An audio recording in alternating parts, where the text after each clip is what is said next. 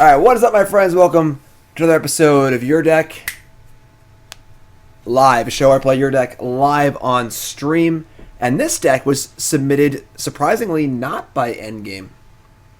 Endgame's been torturing me with Emry, Artifact, Reservoir, Paradox Engine decks for a while now. But this is actually from Lisztliebestraum.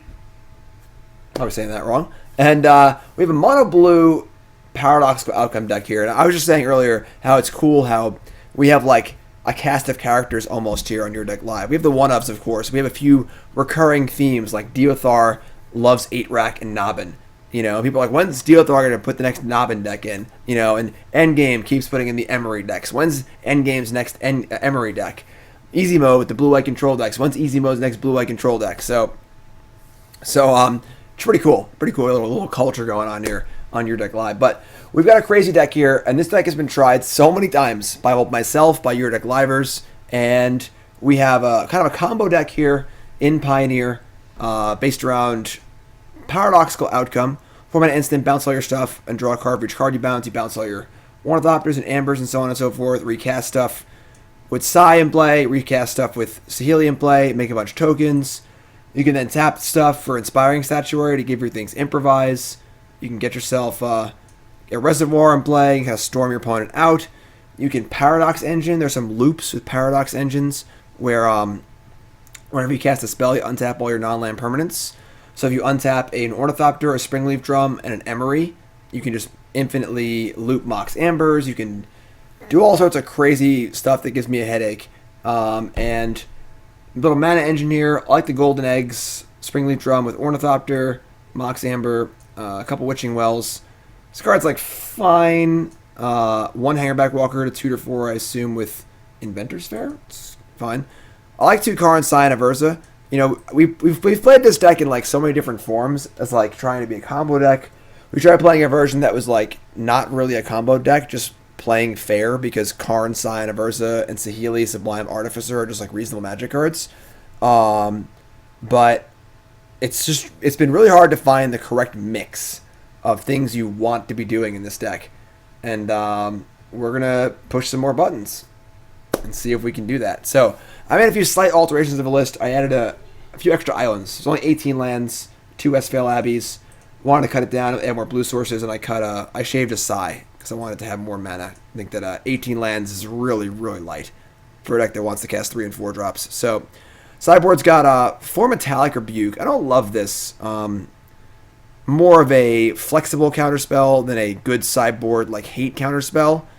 I'd rather see like 2 negates, 2 disable strokes, things like that. But Cyclonic Rift also not huge on. Thought-Knot Seer is great.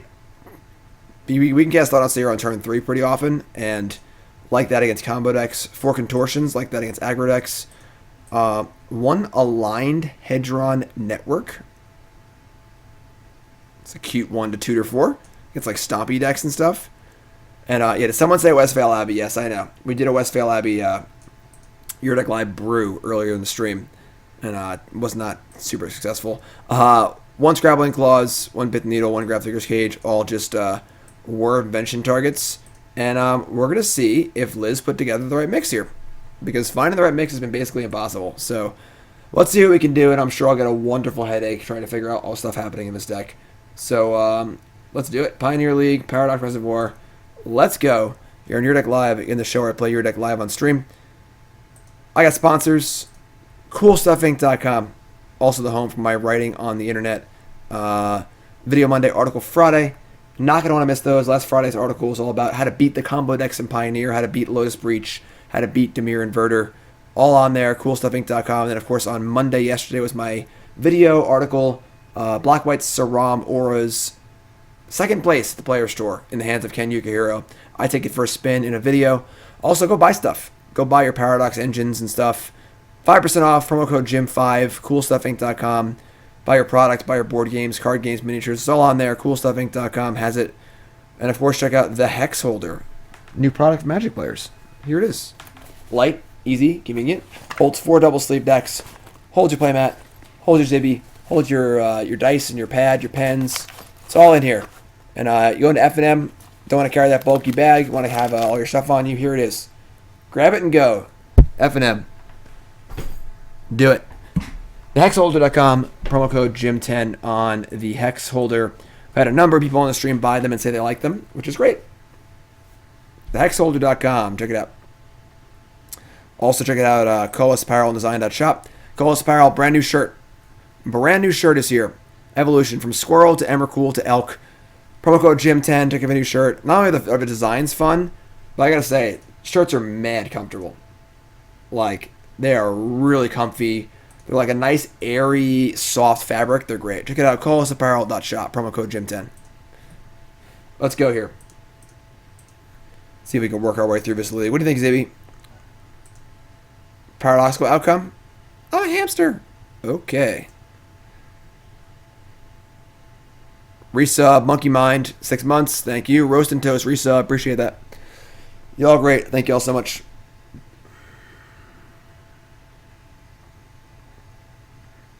Metallic seemed like a mystical dispute that targets anything, but I could be wrong. It's just clunky, you know? And I feel like I'd rather have 2 negates, 2 disputes, and a stroke. Flexibility is not always a good thing in sideboarding. This hand's great. I can keep this. We got a nice little outcome here with a nice little spread. I think playing Golden Egg's pretty important.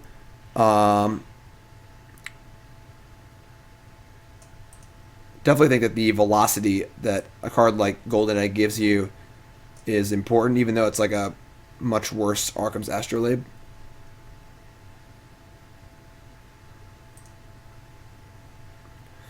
Blooming Marsh. Thoughtseize. Okay. Well, there goes our hand. Hangarback Walker's pretty good, though, in fair matchups, so I like Hangarback Walker a lot. Just a good card. I still think there's like a fair artifact deck in this format that just plays a lot of these cards we're playing, but just doesn't try to combo and just plays like Karns and Emrys and Hangarback Walkers and like good fair stuff, but not like super aggressive either. All right. Drum, dum, dum, dum, dum, dum.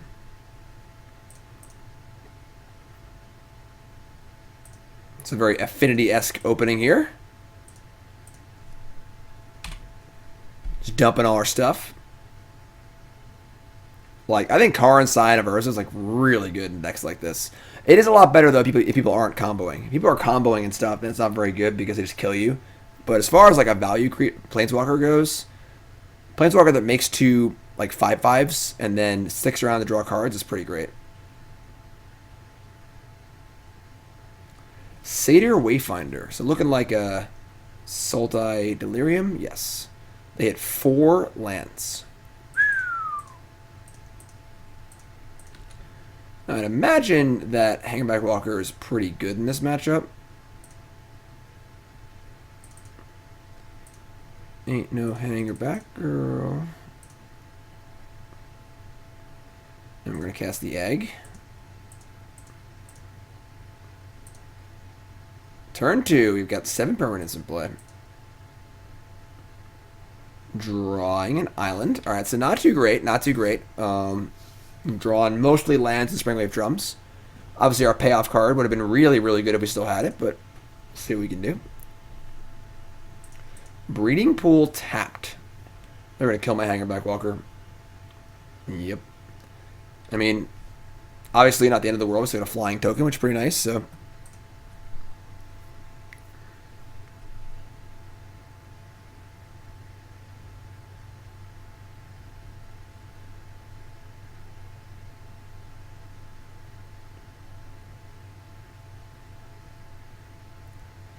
They've got 4 cards left.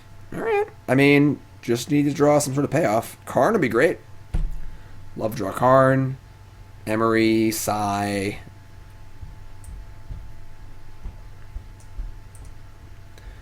Would love my token to enter the battlefield so I can take my turn.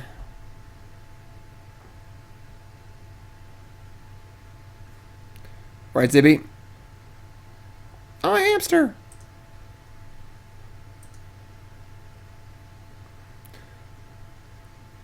Cardboard live, you got it.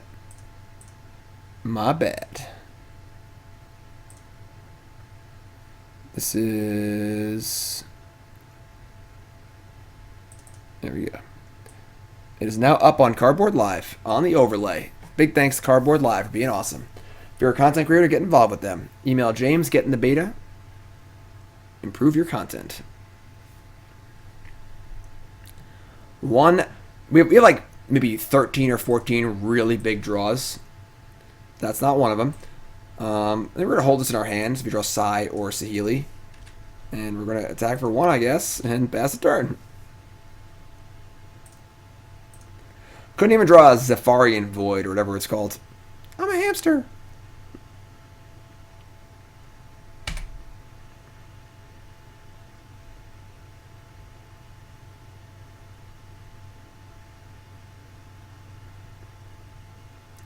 Fatal Push my Thopter token. That's just mean. That's just not a nice thing to do. Alright, this is actually getting pretty sick. We are playing 19 lands and some drums. Thankfully they ain't doing much either, so... Oh god. Okay, well now they're doing something. So probably need to draw a spell at some point.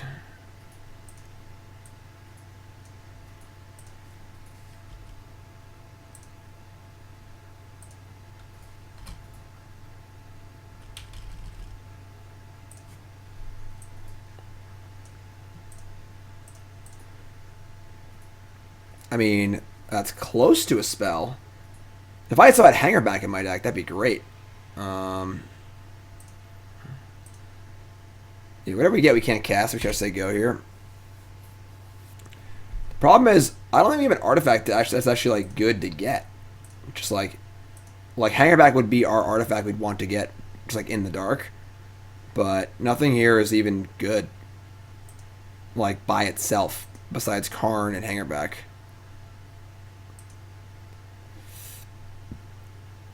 That is unfortunate.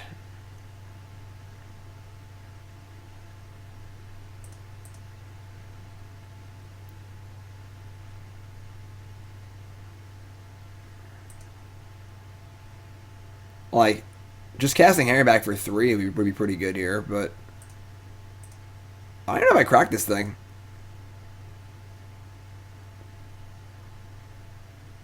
Just like gain a life and hope we draw a payoff. Yeah, let me just untap.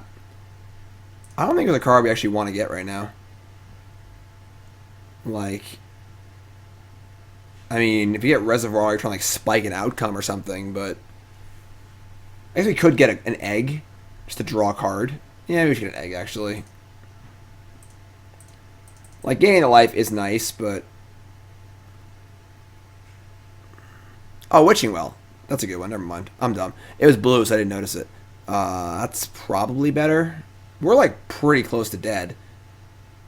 But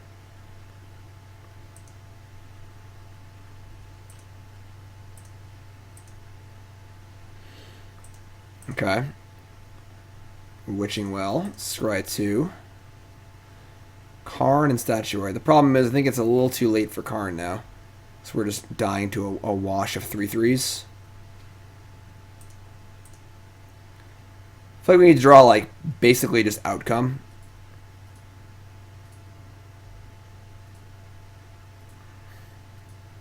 Yeah, I'm going to bottom this. We're going to bottom that. We're going to play a land. And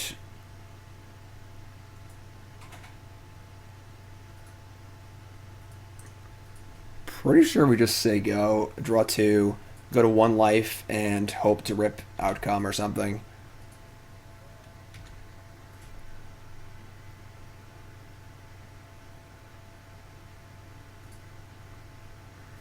That would certainly be an ideal outcome.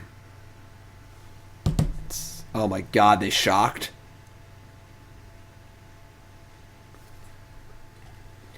Uh, 2, 3, 4, 5, 6, 7, 8, 9, 10 mana.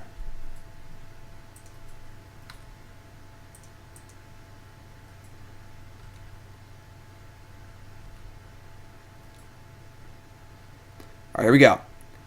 So you're telling me there's a chance.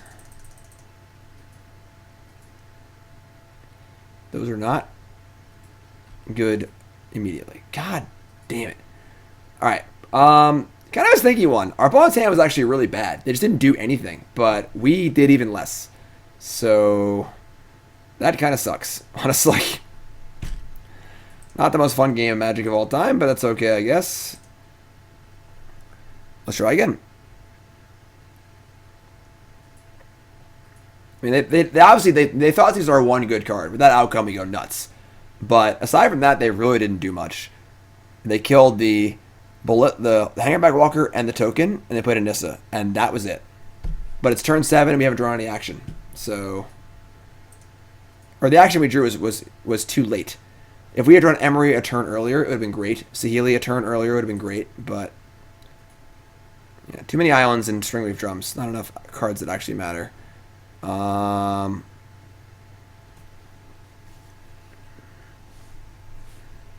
Suppose we're interested in Scrabbling Claws, maybe? I don't really want much here, honestly. Like, bring the claws.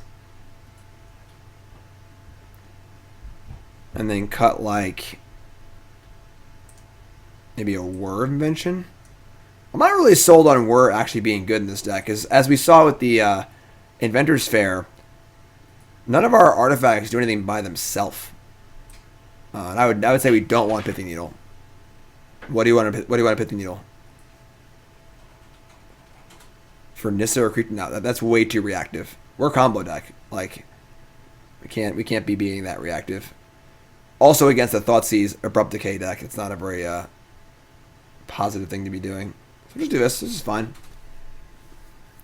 I mean, we have 4 Emry, 3 Side, 2 Saheeli, 2 Karn, 4 Outcome, 2 Reservoir. We need to find like one of those in those first like 5 draw steps, and you probably would have been okay. But like Emry would have been fantastic. Side would have been fantastic. What's up, sir? Just watched Mog Monday. Awesome. Yeah, we did a pretty good job yesterday. I'm not gonna lie, we kind of just played Modern Goblins. I was unprepared for anything crazy because we were at Infilio weekend. But we just had a really interesting hour-and-a-half long discussion about the Joker as a movie, and the positive, negative society and stuff. And everyone stayed pretty. It was a good discourse. It was great. Not what you usually find on the internet. Very, very proud of my chat for being able to hold a good conversation without devolving into a lot of name calling and toxicity and crap. So well done. Very civil. So this hand needs a land. If they have a push or anything, we are never going to cast a spell. Oh, man. I know, civility on the internet. Even the YouTube comments have been mostly tame. One or two, like, yeah, but otherwise mostly tame. I'm going to keep this, and we're probably going to lose. I mean, we're just never going to draw a land and die. I play Modern Goblins and main deck Blood Moon? No. That might not be a bad idea, though, honestly, given the current state of the format. I think cutting data is stupid. But I get why they're doing it. Put them all against a 5. Okay. So this is not a mana source. And this is the mana source only if both of these things exist in cohesion. So this really is a one-lander, Alright, they've mulliganed to 5, count them, 5 cards. And we are going to just pray that they don't Thoughtseize us and we draw land.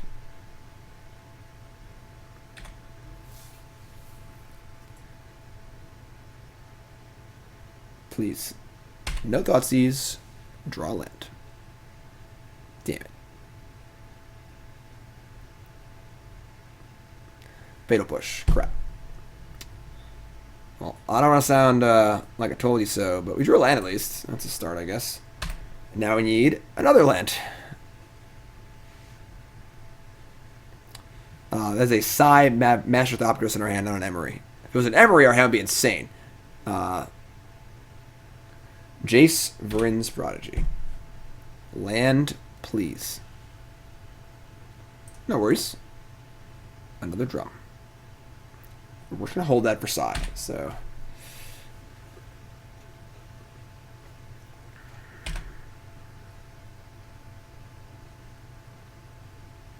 How do you push there so rude? They knew.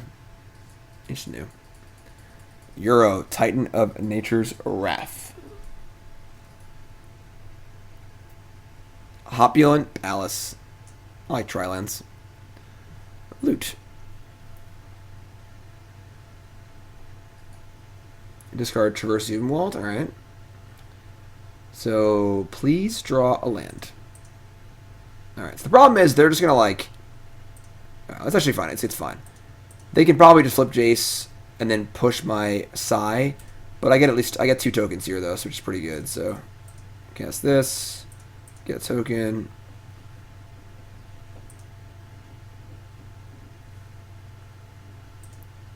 You can even draw a card, too.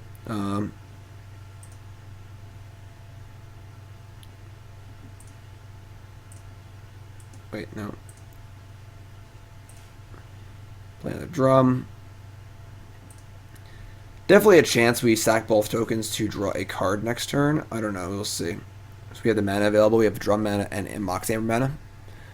What's up, Thunderbird? If you missed it, today's first Your Deck Live was a brew where the viewer gives me a deck idea and I have to build around it. And the idea was to build a deck that wins primarily with Westvale Abbey. And I thought the deck was really cool, but it did not go too well.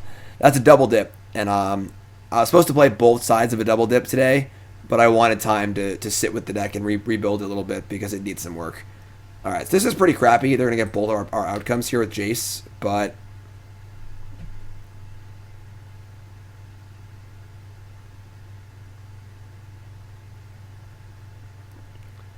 Yeah, Seder Wayfinder. That turns on their Euro, too. They hit no lands. Farika's Libation? What's that for? Like, there are definitely much better edicts, right? Alright, they loot. Discard Breeding Pool, flip Jace. Now they basically have to Thought Seize our other outcome, which is unfortunate for us.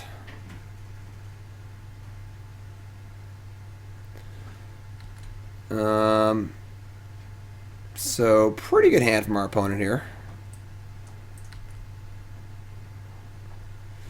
Now we can sack 2 artifacts to draw a card if we want to. And I kind of do. Maybe sack a drum in the Amber.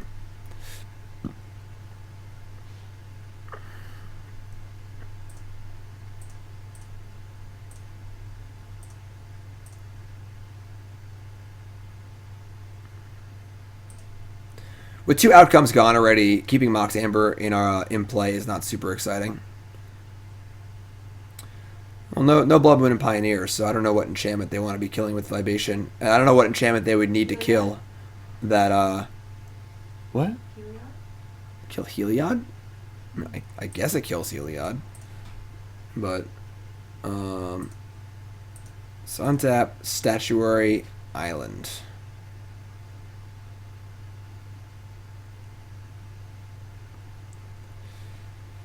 Alright, I mean...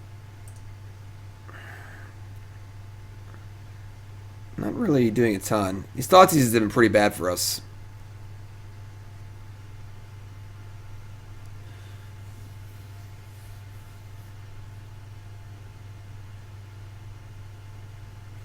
Like, they have Euro next turn. They are pretty light on cards. I only have 1 card left, but they're trying to draw a million cards off Euro.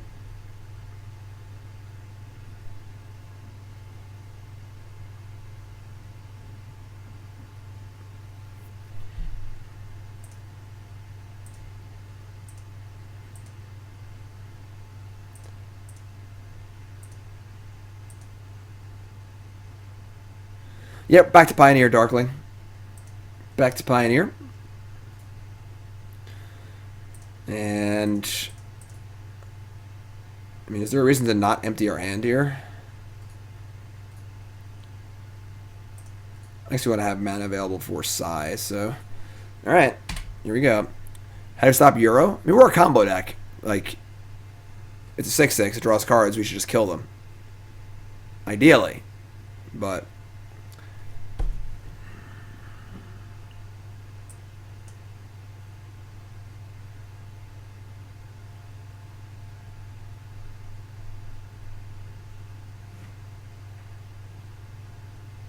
Explain quality.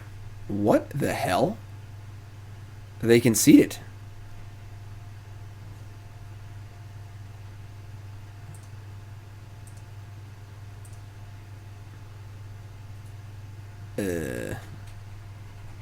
Okay. I don't understand.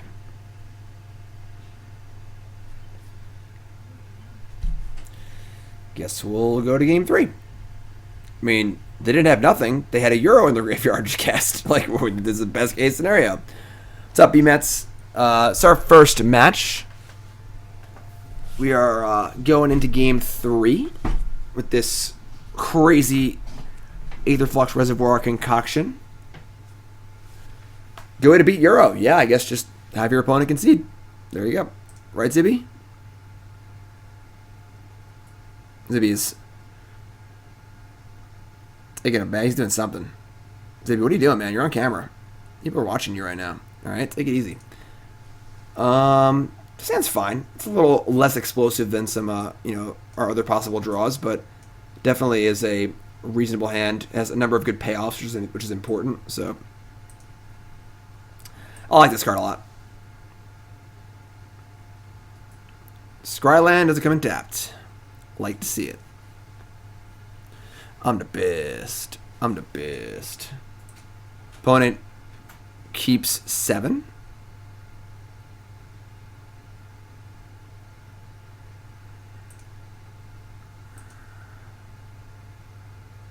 Perhaps with Libation gone, they didn't have a way to deal with the Transform Abbey. I mean, I guess. We weren't really there yet. You're never speaking again, the real? Why not?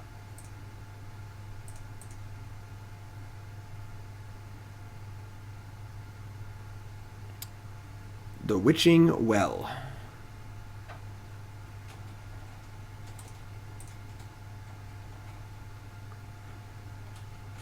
That's pretty good. Saheeli and Island. I mean, Saheeli and Psy are fairly redundant, but definitely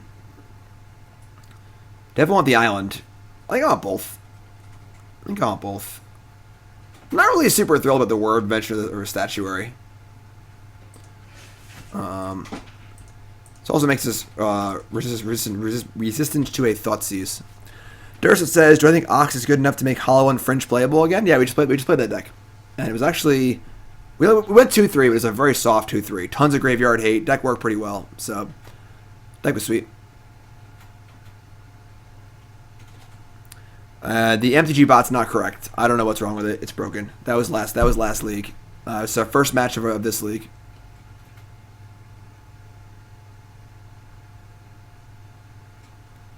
Traverse the Uvenwald.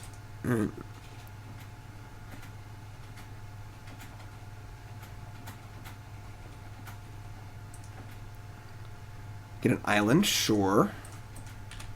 Okay, that's kind of an interesting.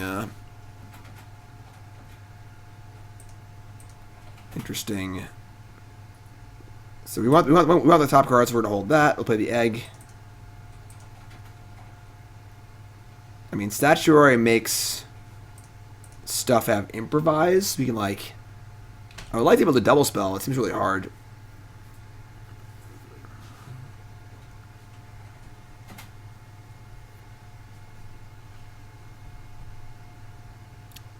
Dursted, I don't think you can play Rakdos Hollow one without Faithless Looting. Jace Varin's Prodigy. Okay. So hand seems super slow and mopey here. Now the question is, do I want to play Saheeli or Psy? If I play Psy or play Saheeli, I think I can go Statuary Psy next turn. Just play Karn too, though. Honestly, Karn seems really good. Yeah, let's just play Saheeli.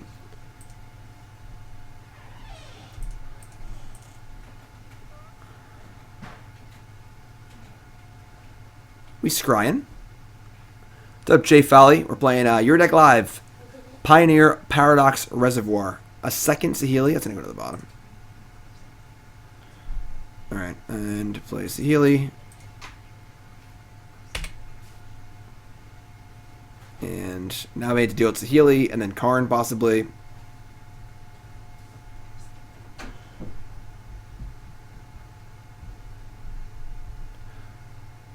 What if we played Doom Foretold with Archon? Need more than that. What do you mean? No, this Karn is definitely the correct Karn. This Karn is very, very good. Wayfinder. Alright, so you get to flip Jace here, which is fine, I guess.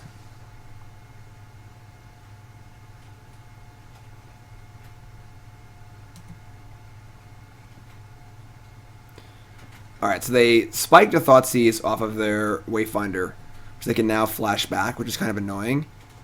But the good news is that they can't Thoughtseize everything. So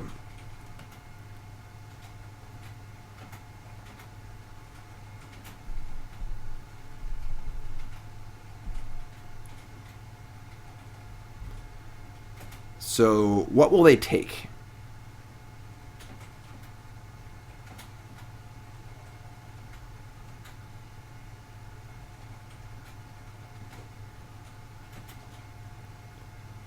Goodbye, Karn. Probably the best card. Reasonable. Reasonable. Springleaf Drum. So we can go Statuary, Saheeli. I mean Psy. Then we can't cast the Drum though. It's probably just Psy Drum.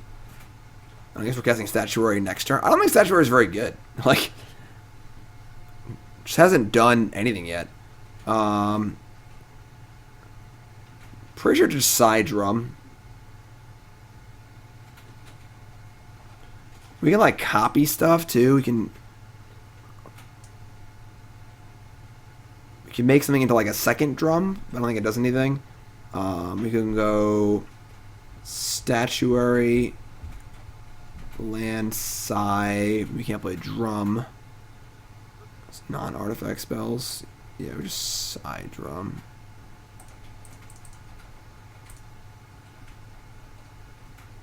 There's a black-white Doom Foretold enchantment deck at the Pro Tour that was playing the 2-1 that makes zombies. What if you also played Archon in that deck? What, in Pioneer? I didn't hear about that one. Alright, so make some artifact creatures.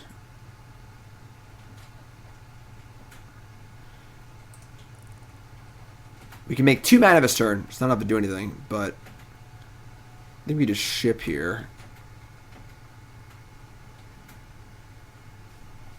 Yeah, Statuary just seems bad to me.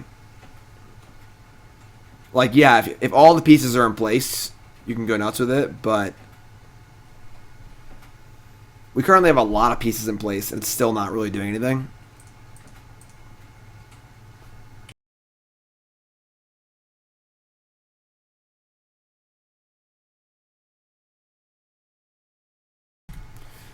Alright, Fatal Push the Psy. So, annoying, but fine, I guess.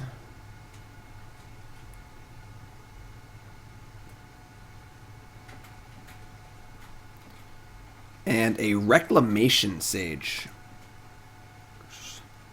Fine, I guess. They're going to kill my Witching Well. That's interesting. So we could have like copied Well to a Servo next turn, like draw more cards. So it's kind of annoying, I guess, but Finn, thanks for watching. I appreciate it.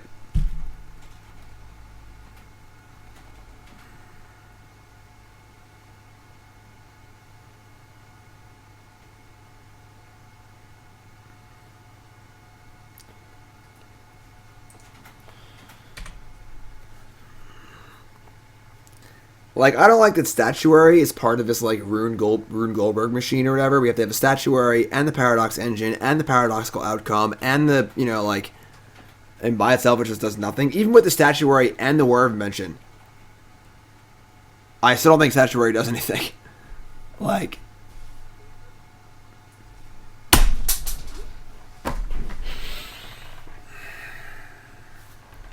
It hurt me. It hurt me talking about it. God damn you, statuary. Alright, now what?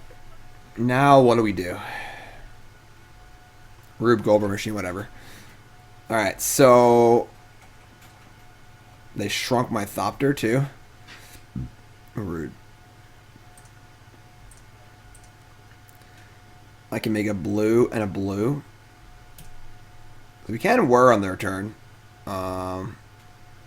This is not a double dip, no. Single dip.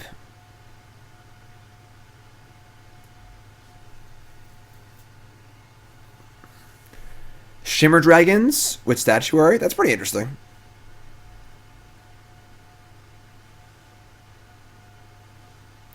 Statuary. And now, like, make a blue, sack for blue, make a blue. We can Whir for, like, some amount. I don't mind worrying for the 1 mana Witching Well, whatever. Scry, copy it, draw cards. So let me just say go. No, we can Whir. We have 1 blue here, 1 blue here, and 1 blue here. Right? Wait, no, you're right. We can't filter a tap into a blue. If I had copied a drum, we could have Whirred. But even then, I'm not sure what we're getting.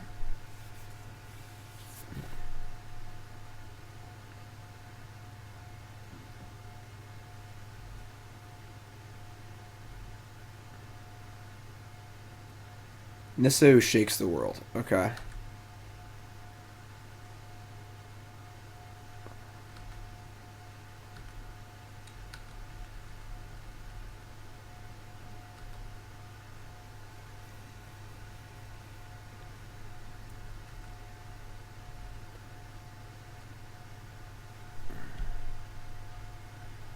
I mean, we're going to block here. I want to keep the ability for COA to copy stuff around.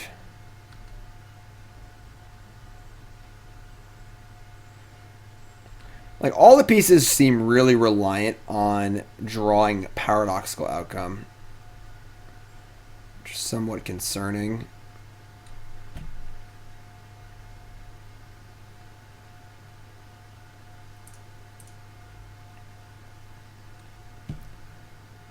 I mean, yeah, I don't think that Whir of Invention is very good in this deck at all.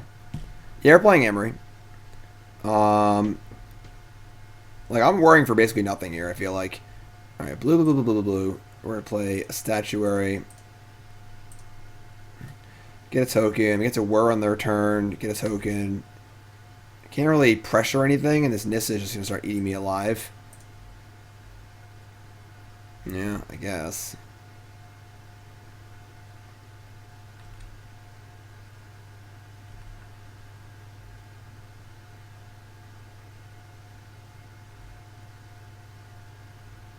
The problem is getting any of our combo pieces doesn't do anything because all the combo pieces need to do stuff together. End step, Grizzly Salvage. Revealing Tracker, Wayfinder, 2 lands, Push. So now they have a Tireless Tracker, the best card ever printed. And infinite mana because of Nissa.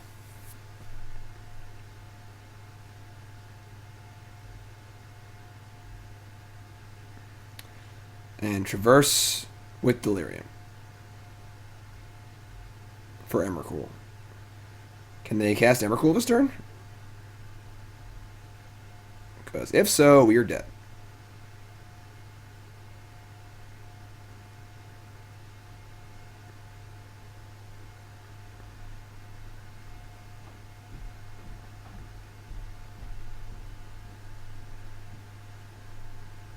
Yeah, they can.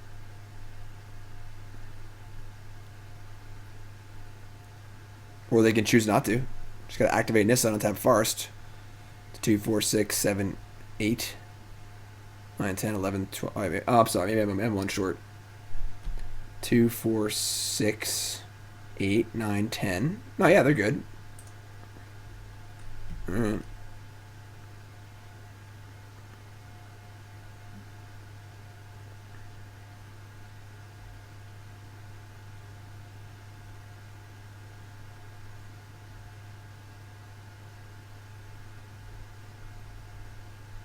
Maybe opponent just scoops again.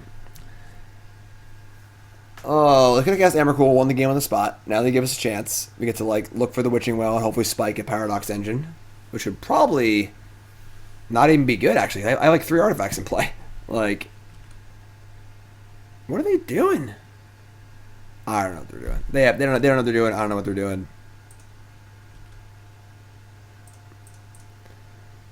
Blue 1. Yeah, it's fine.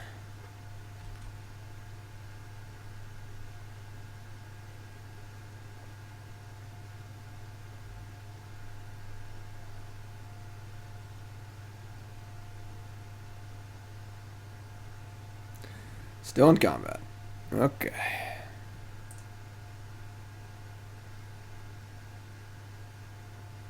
Making 4. Untapping lands.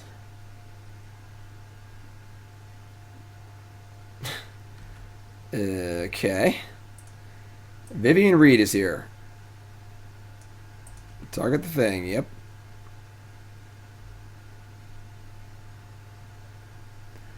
I mean, Mystic Forge doesn't even seem that good. Bowls of Citadel is kind of cool. That's a really big Whir, though. I think Whir just isn't good. That's the problem. I don't think it's that we need to make Whir better. I think the Whir probably shouldn't be in the deck. That's my concern. Alright, we'll just do it for the maximum amount because we can. X is 4. Make a token. And, I mean, we could get Reservoir and just try and draw an outcome. But if you draw an outcome, it's like not even good. You don't have enough cheap things in play.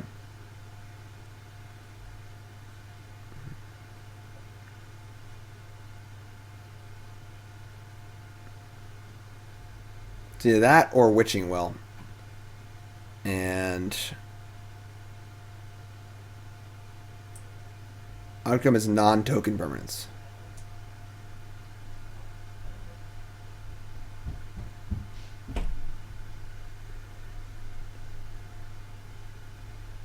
And we're effectively dead next turn, so they can cast Emrakul. So it's probably just Reservoir. And just try and spike. Even though we have like no artifacts anyway.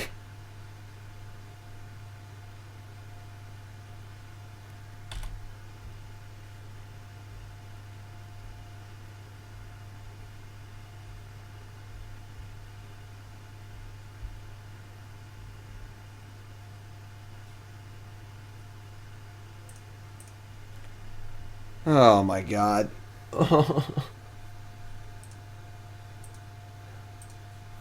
Yeah.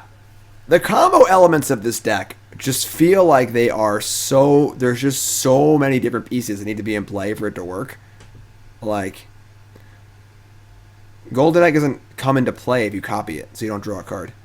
The Statuary just didn't do anything. The Reservoir just didn't do anything. You know, like they have to like all be in play at once to do anything, which is a real sketch. Outcome is at least just good by itself, so you can just draw a bunch of cards with it. But the Whirs, the Statuary are all really not exciting me. That's kind of the problem. Is it's just really, really hard to find the right mix of things to do because the outcomes aren't home runs because there's so few good cheap artifacts. We play this deck a lot on stream in various forms from various Your Deck lives, and it just never works. There's just so many moving parts. Let's try again. Oh my god. Like here, what are we gonna Whir for? We can Whir. We could Whir on turn 3 for 2 at least. You know, but I guess we're going to keep this. Just bottom of land. Wait, Void on 1.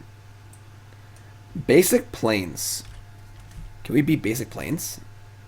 Can we beat Basic Plains? Maybe. Emry, Lurker, Loch with no artifacts.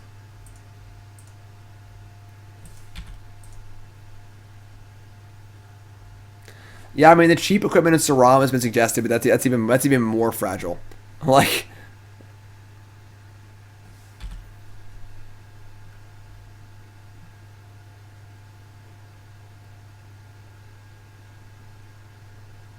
and Daxos, blessed by the sun.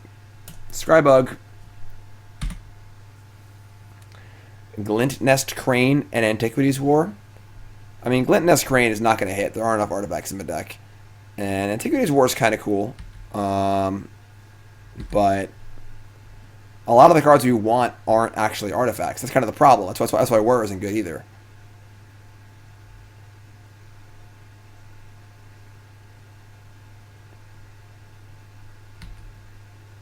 Oh my god. Alright. We're going to... I think we're just playing Emry. Like, you can't play Saheeli into an empty board like this and just get rocked.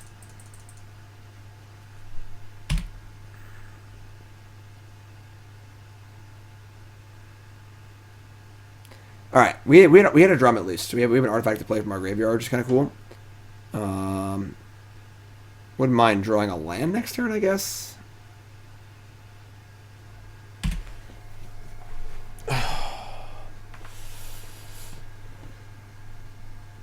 Idyllic Grange, 2/3 Therapy Inspector, very powerful.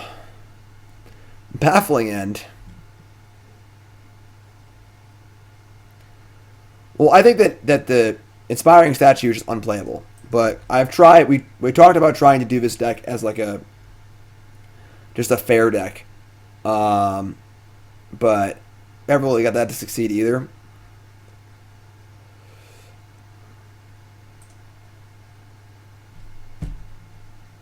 I mean, they just have 5 power in play.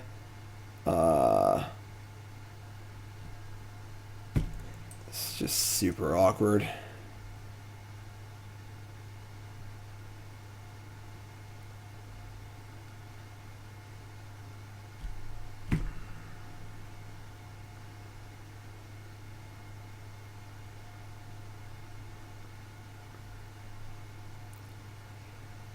I don't even think playing Reservoir is good.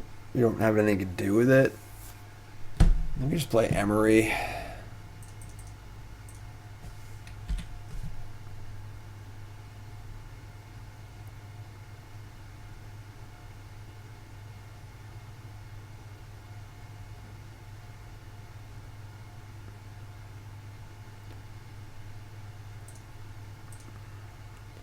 This one hits Drum, Outcome, Statuary, Karn.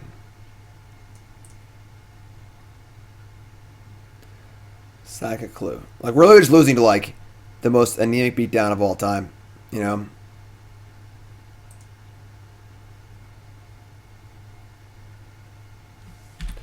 Crap.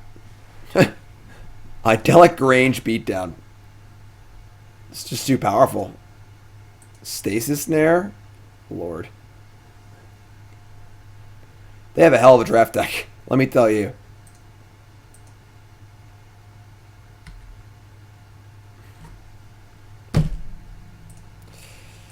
That was a pretty embarrassing game, Magic. That was a pretty embarrassing game, Magic. Alright.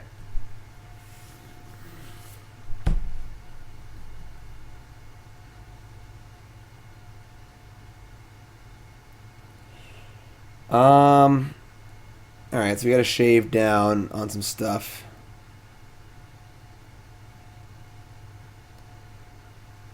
What do we... I guess we want contortions.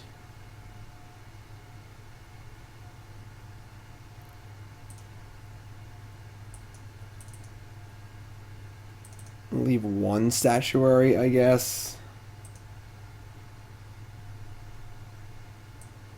Don't want Rebuke, don't want Network, don't want Seer, don't want any of the one-ofs.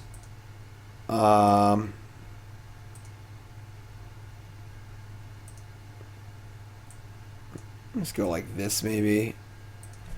Contortion could break up the combo.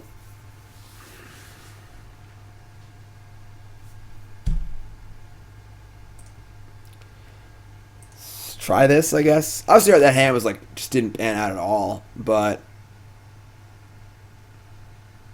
I mean, realistically, the Simic Urza decks from Modern were just fair decks playing Mox Sapphire, you know? Yuli Cassice's deck from the Open a few weeks ago is a fair artifact deck. And Needle for Ballista. I mean, maybe, I guess.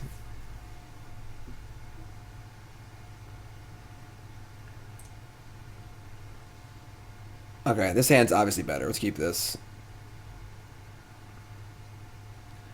Can I tap an artifact for colorless for Spatial Contortion? If it says improvise? Like, is a colorless symbol the same as a colorless symbol? When I'm against the 6.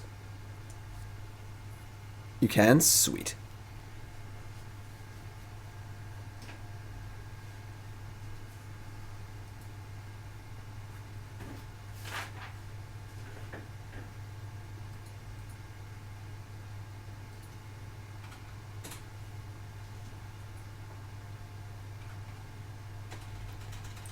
Alright. Drum me up here.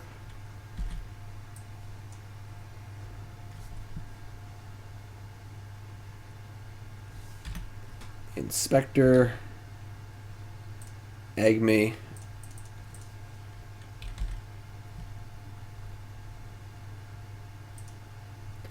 Reservoir. Alright. So I want to draw a land for Saheeli next turn.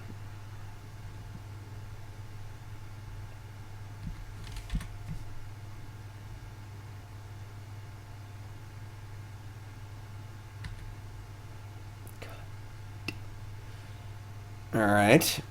I guess we'll not play Saheeli this turn.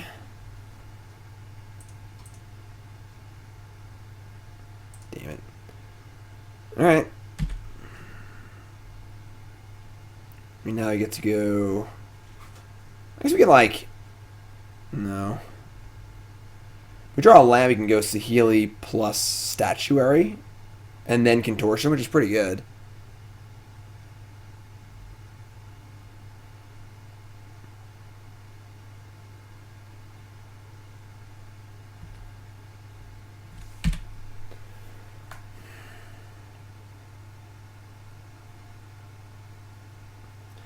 Gideon of the Trials.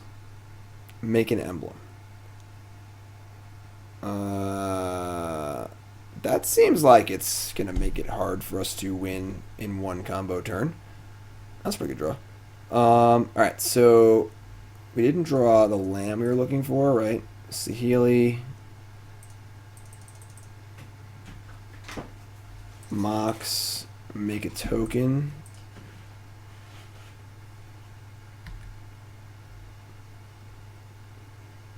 Now you have 2 mana. So no Statuary, but make a token. Still 2 mana.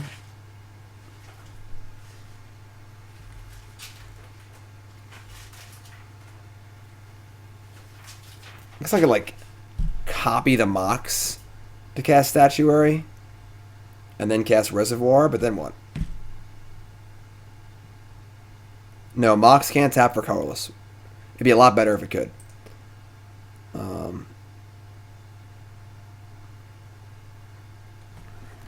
Then I have to lose my Mox though too. If I make the Golden Egg into a Mox, I have to lose my actual Mox. And I can cast Statuary and Reservoir this turn. I know I can't because I have to tap everything for the other thing. Let me just say go.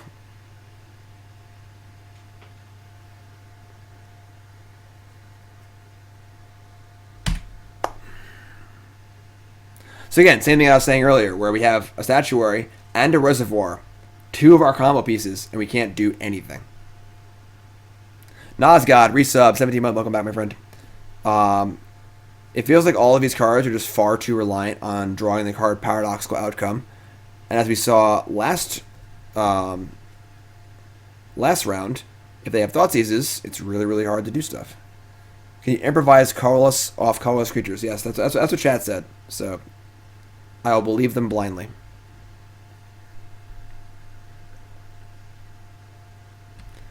Alright, so we'll block 1. Next turn we get the Statuary and Reservoir and possibly Contortion.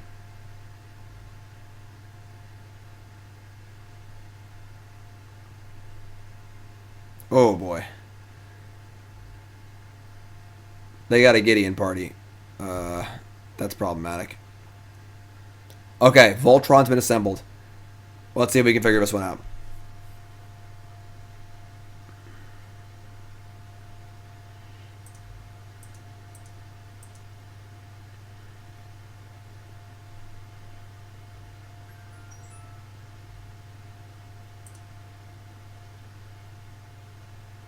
It's happening, maybe, sort of.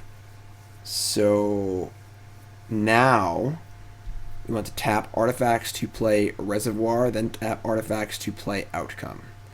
So Reservoir tapping. No, wait. Oh, non-artifact spells that improvise.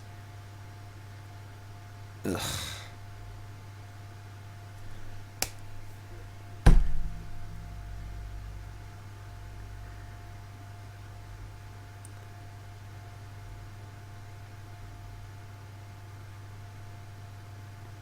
God, this card's so bad.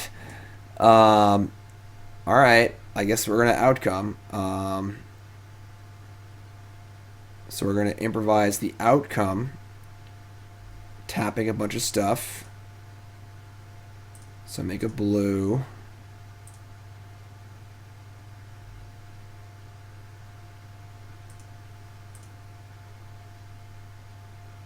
Yeah.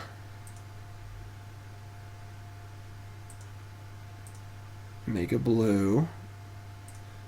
Make a blue. Bounce 1, 2, 3, 4, 5. The drums are all mana neutral, which is nice. The Mox is mana positive.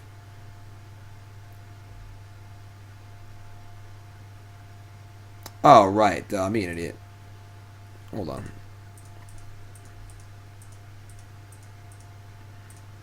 But the thing is, we want mana, though. Like, we're bouncing all this stuff anyway.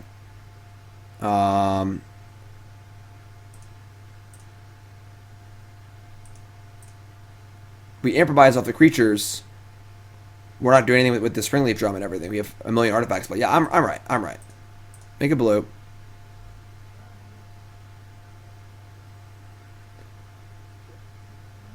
Why leave the servos untapped? Hex, I'm sorry, my friend. I mean, it might have been lost in the mail, might have been the wrong address, or maybe it was a mistake in the thing. I'm sorry, bud.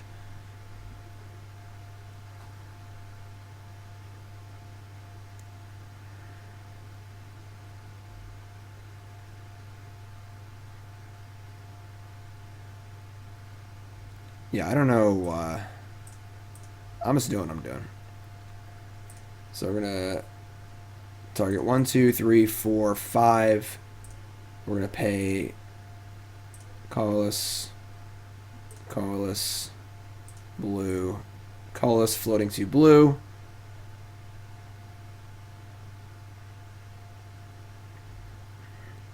And let's do some stuff. We did some stuff. Okay. Now, we have things to do. Let's play Inventors Fair. Wait, hold on.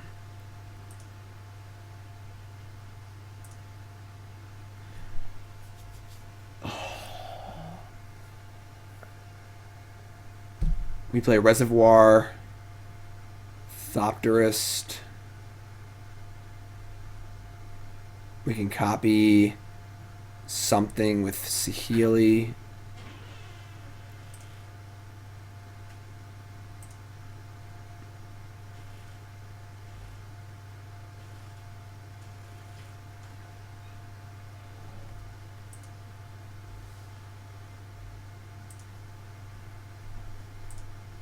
So play Reservoir. And now we copy Mox.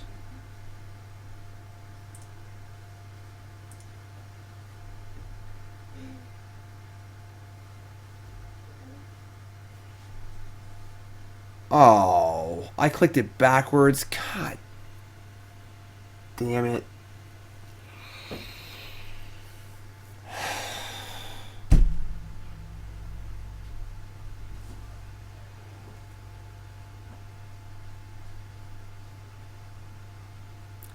Pretty sure we were killing him this turn. We got to tap the Mox for blue, convoke the Psy, and just cast a bunch of stuff. Maybe we didn't kill him. We were gonna make an amazing board state. God damn it! I mean, I can't do anything. Now we're just dead. I'm not dead, but God, it sucks.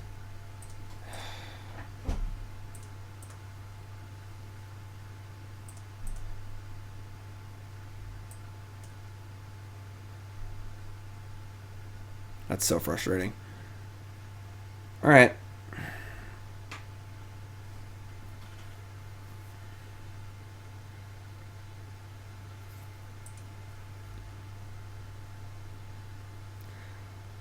guess I might as well cast this now, right?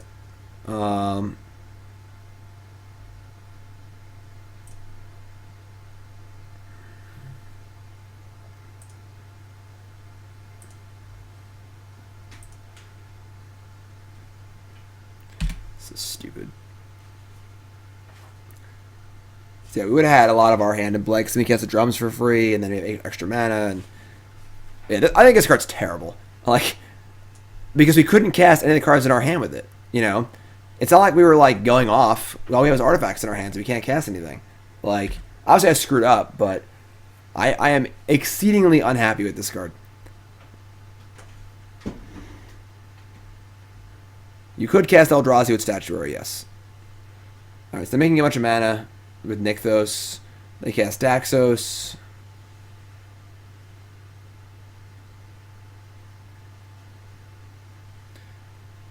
And a Ballista as a 3/3? Sure. So they get to kill Saheeli, but I want to do a lot of stuff next turn, realistically. I don't need to gain that much life to kill them with the reservoir.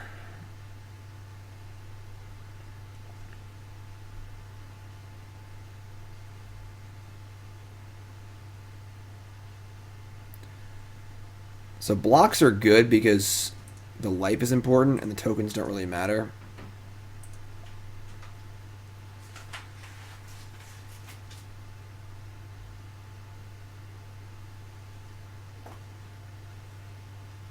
We can just attack the Gideons, right? I say they have these ballistas, I guess. Alright. It's probably going to be a two-turn thing, you know? An Emry? Sure. Alright. So let's play a Psy. I guess, actually, tap these two.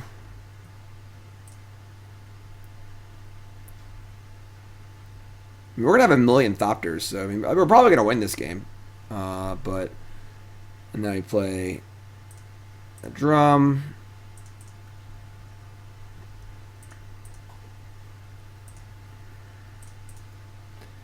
Play a drum. Those are mana neutral anyway.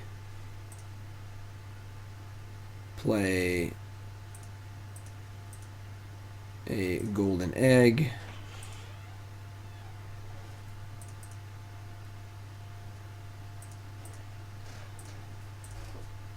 Play a golden egg.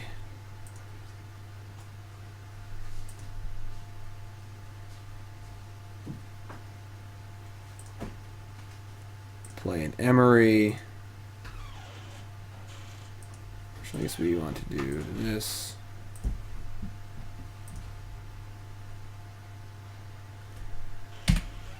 So we're at 49 life points, and we have 4 attackers. They have a ballista, though. We still... we're not going to be able to take out the Gideon. We'll just wait till next turn.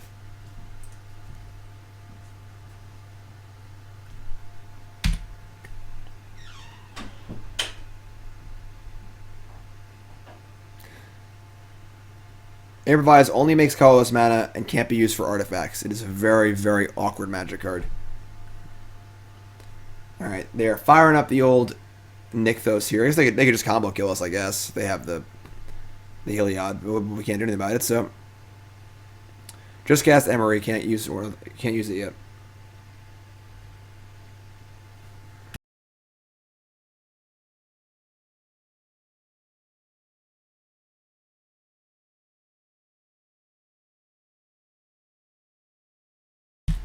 Arcanist Owl. Hoot, hoot, hoot. Another Ballista, sure. Now I just need to start working on their Gideons.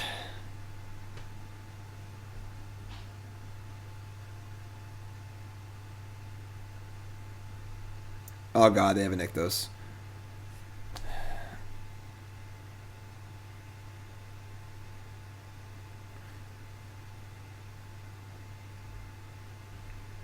Pretty sure we can't win. They just play Ballista for $1 million here, and they pick off my Thopters, and I just can't kill their Gideons. Like, this is so sick.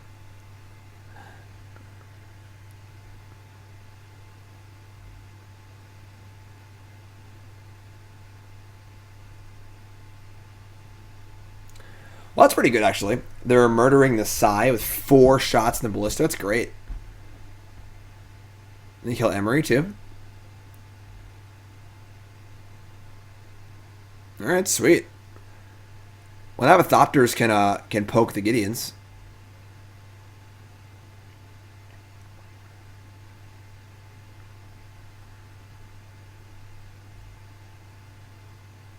Heh! That's pretty funny. The Gideon bubbled the Reservoir, so he can't deal 50-50 damage. That's pretty cute. And they're making a Toga, so they're not attacking anymore. It's interesting.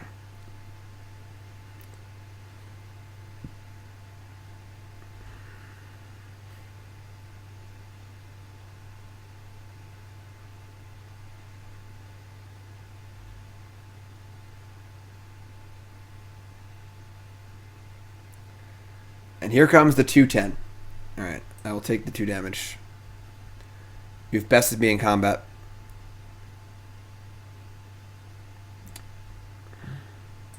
Go to 48. Draw a Zhalfirin Void. Okay. Play this. Top card. Whir of Invention. So again, like, what would I even whir for here? Is there a card that, like, does stuff with whir?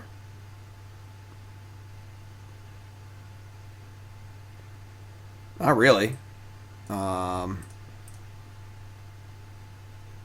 Getting another Reservoir doesn't matter. Getting a Paradox Engine doesn't matter. Getting a Hangarback Walker doesn't matter. Getting any of these doesn't matter. Getting a Statuary doesn't matter. So we have fair, but same problem. There's just no artifacts to get. There's no relevant artifacts to get. We're kind of just like drawing to another outcome. We have to kill both Gideons and have enough life to not die to their Ballistas after we pay 50 life. And the Reservoir is currently bubbled for the moment. So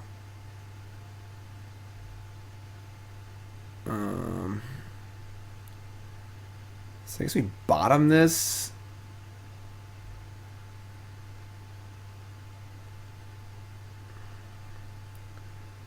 Play Psy. We can draw some cards off Psy, I guess.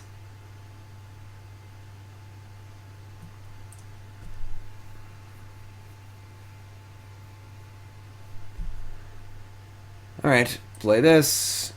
And we can start sacking like eggs, I guess. I mean, I guess sacking the eggs makes a future paradoxical outcome worse, but I'll sack the servos, I guess. Like, yeah, that was an outcome. We'd be talking a different story right now. That's pretty good.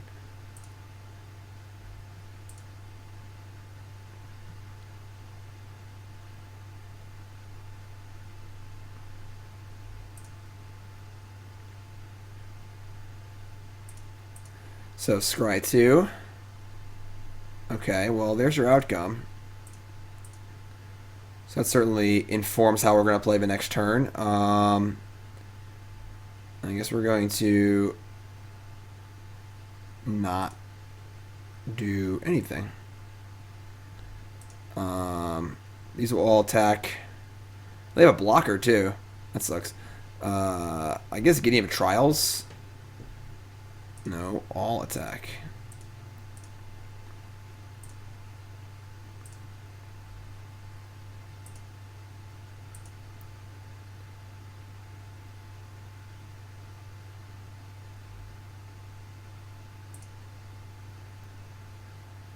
Alright, so you go. The new Ugin. The 6 mana Ugin. I mean, if you resolve a 6 mana Ugin, you should use that to win the game, right? Alright, you're up.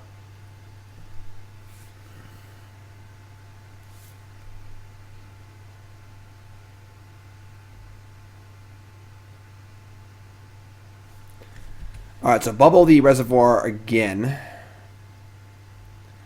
We are again just stone cold dead to a Heliod. So I guess maybe we want a needle in our deck. Could have, like, word for a needle, I suppose.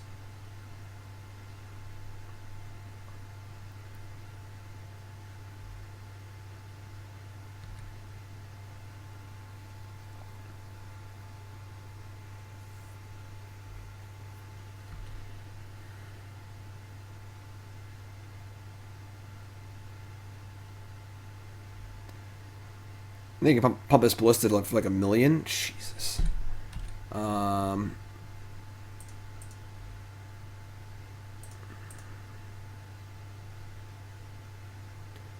Devotion is 10, 11, 12. They have 13 mana. 3 ballista pumps. Shot. Sure.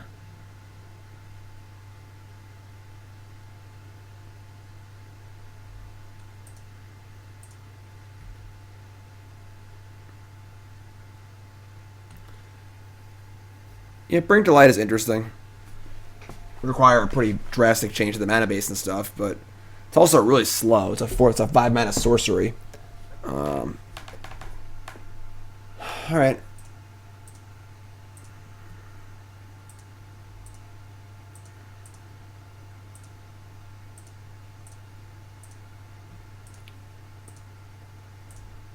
So draw 2, untap.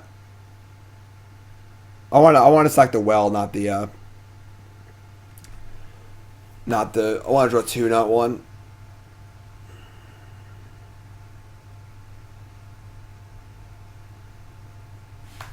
Yeah.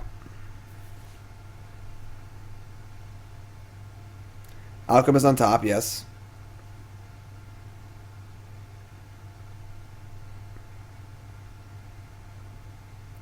Look on the other side. Alright, so untap. Emry. Sigh. Okay. Let's attack the Gideon first. Try and see if they can shoot some of them. Maybe our Ornithopter can live through the outcome. This is just a preposterous game Magic we're playing here. Like, we have so much of our engine in play, and we still haven't won yet, you know?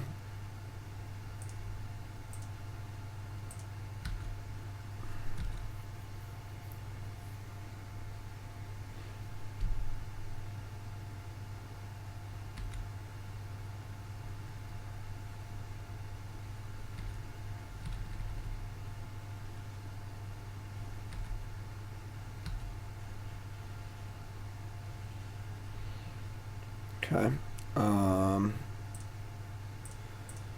Blue. I guess we're not bouncing all of these. I can actually just leave the Psy. Blue, yeah, leave the Psy, right, and then no, so I want to make a blue, and then I want to make, I guess we're going to float off of all of these. We're going to leave the reservoir, and I guess the statuary in play too, so actually this is fine. Blue.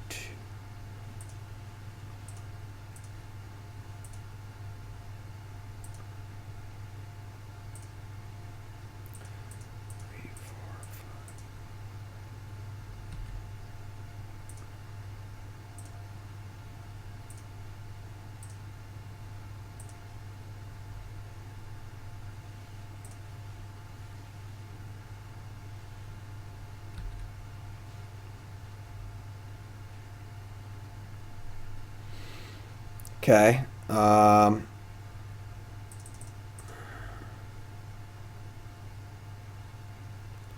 Paradox engine. What does that do? I can kill their ballista now. That's pretty good with the contortion.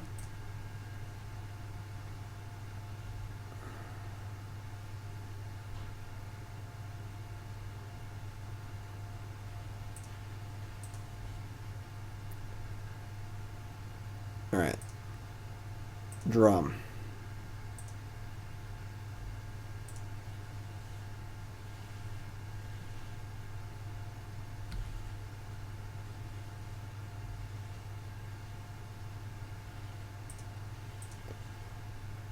Drum.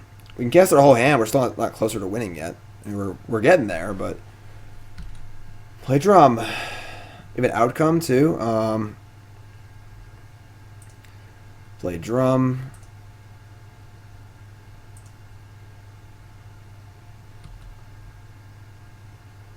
I just want to play the engine, maybe. I might screw it up. Make it blue. Yeah, I screwed up. No.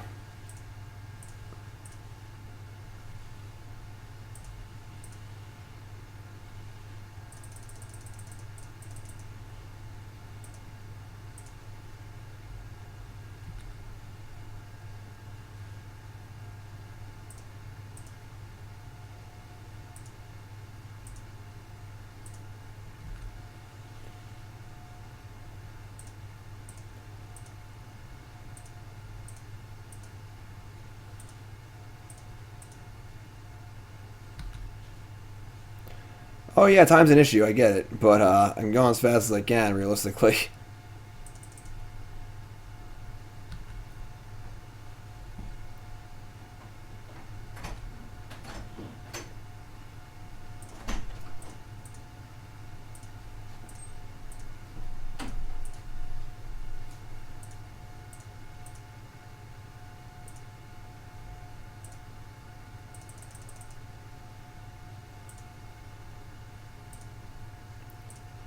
I think probably needs a walking ballista.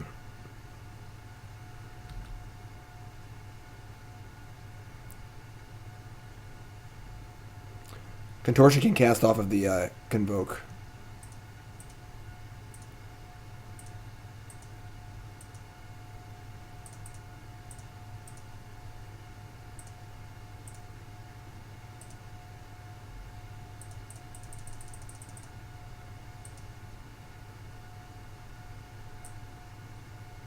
They still have a Gideon emblem in play, so we cannot kill them yet. We need to kill both Gideons first. Oh, it's any target? Oh, never mind. Those are only players. Okay, we're good. Yeah, we win. We should like go fast.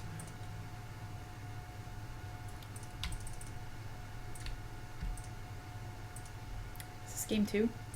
Yeah, obviously.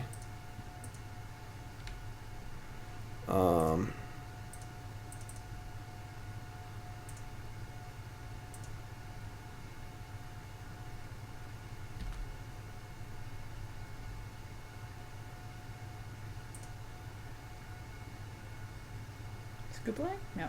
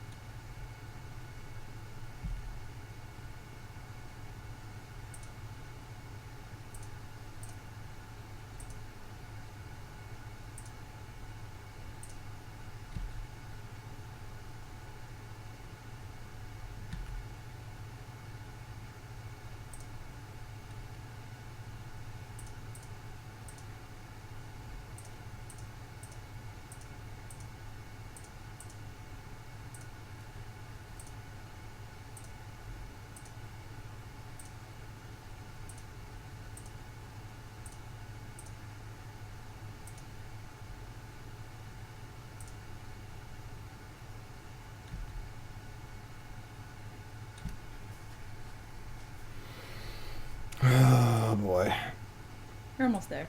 Yeah.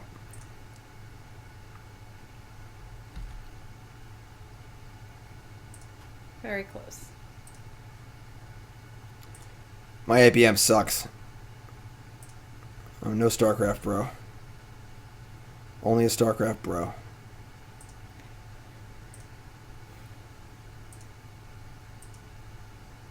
Fighting the good fight. Alright, so now we have enough to kill both Planeswalkers and them. How much does 182. it deal?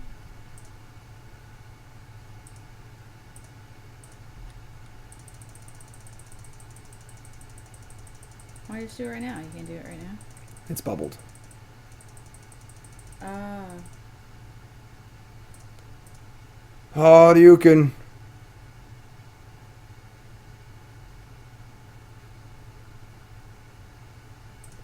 Hadouken. Head upstairs, please. Jesus. We got all 5 combo pieces in play. We were successful. Now I have 2 minutes to win the next game. And a hot chocolate. I have hot chocolate, though. That's cool. Is it, like, insanely full to spill over me, probably? Ow, Probably. ow, ow, ow, hot, ow, ow, ow, ow, I ow, didn't say ow, cold ow, ow, chocolate. ow, ow, ow. Craig and Ashley, resub, welcome back. I mean, is there any way you could, like, aggro kill your opponent? We're going to try to. So we're boarding out all of our crap. And we're bringing in Metallic Rebukes. And we're just going to try and kill them. Because ain't nobody got time for that. Thought-Knot Seer, get in the deck. Have fun. Contortion's in. Cyclonic Rift is in. 4 Metallic Rebukes are in. Thought-Knot Seer's in.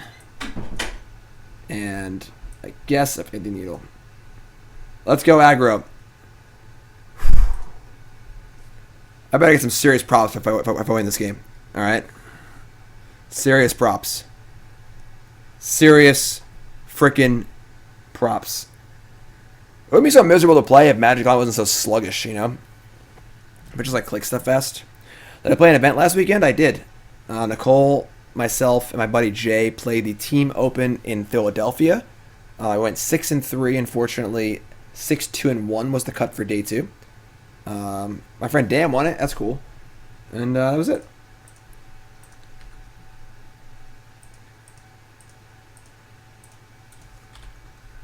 Play the classic top 32 standard. I think Emry's still very good.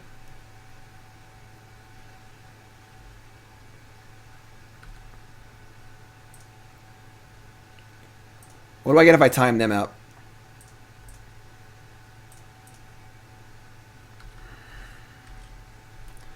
We had Contortion, Thought-Knot, Thopter, Void. Will there be a Jim, John, Nicole team one day? Maybe. Maybe. Baffling End. Well, it's not on the Hangarback Walker, at least.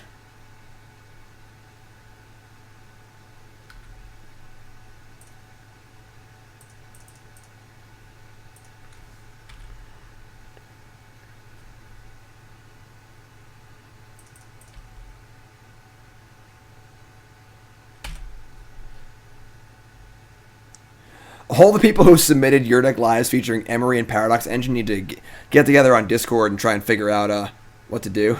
Yeah. Authority of the Consoles. Wow, that's going to make things go real fast.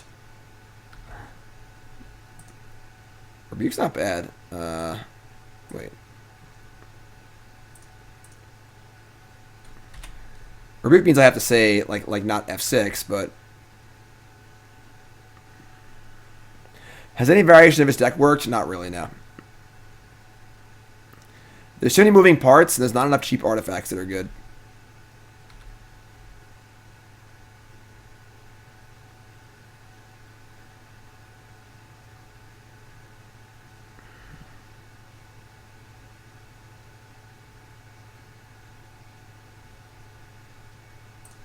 Whatever. It's honestly... I'm losing too much clock time by leaving up Rebuke, which freaking cast it and cash it in.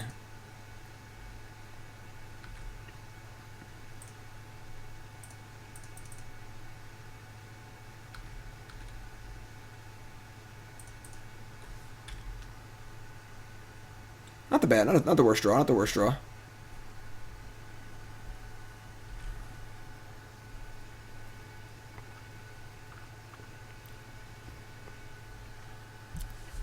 That's some really hot chocolate.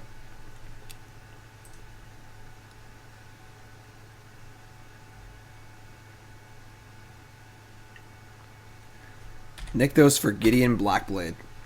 And Master of the Unseen. Alright, we have 0 chance to win.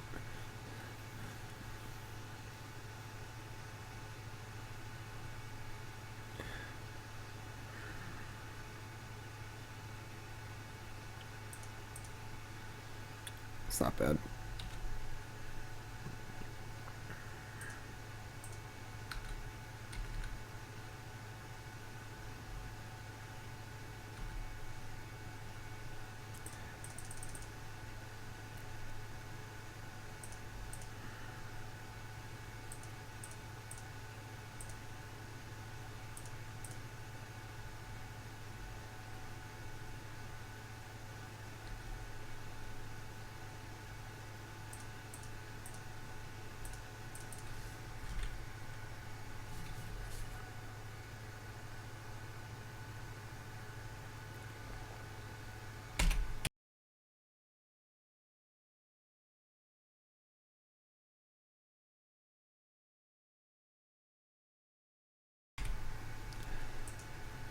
Oh boy.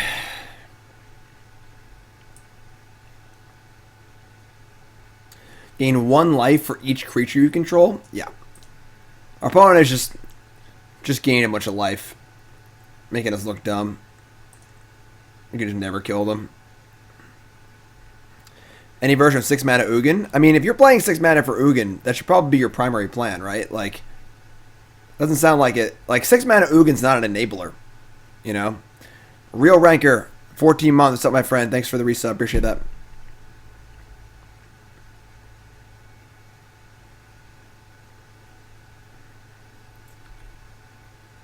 I think we're just going to call it, folks. We're dead. Right, but the problem is that your enabler can't cost 6 mana. Like, you know, that's a payoff, not an enabler. I'm just going to concede we can't win. They're going to gain so much life off these that even if we could win eventually, like, it's tough. Whir Deck Live, show where I play Whir of Invention decks. Alright, so, I mean, if we had been able to combo this game, had time, this matchup does seem pretty good. Honestly, like, they don't really, like, as you saw in the last game, they just don't do anything. And eventually we're going to combo and beat them, so we're going to have time to get all our crap in play. But, dude, I think Statuary is terrible. That's the problem. It's been really bad. Maybe, like, if you were to build the deck with Statuary, honestly, statuarying into, like, Thought-Knot Seer, Karn, and Ugin might be its own deck, where you just, like, but, like, then you're still playing, I don't even know. I'm just not sure. Alright. I think that we would have won that match if we had infinite time. Unfortunately, executing the combo takes probably 8 minutes, so...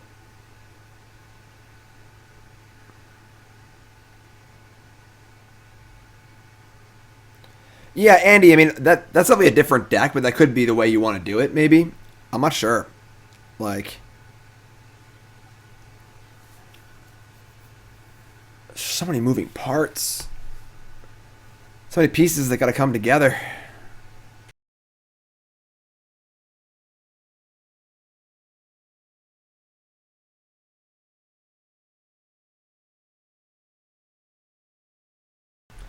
Metallic Colossus is cool. I like that card. Card's fun. Alright. We got the outcome, which is the important part. Let's keep this and not get Thoughtseize, please. Servo Exhibition Statuary Ugin win. I mean, maybe, honestly.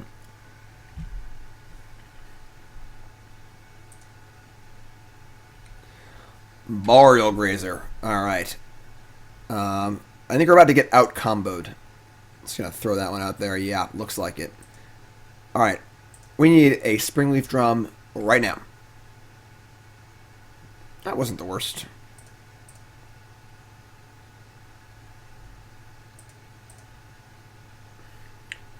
So what do y'all want to read when we're while we're waiting for them to combo? Some Shakespeare. Want to read The Hobbit? Want to read the Poker Book again? We were reading a little Harrington on Hold'em, little poker learning. What do y'all think? What should we do? We had Statuary, Outcome, Statuary. Okay. One more poker book? Poker book? Okay. Read Streetlight Manifesto lyrics. I do like Streetlight. I got a bad feeling we're getting turn 3 this game. Just an inkling. I got a bad feeling about this.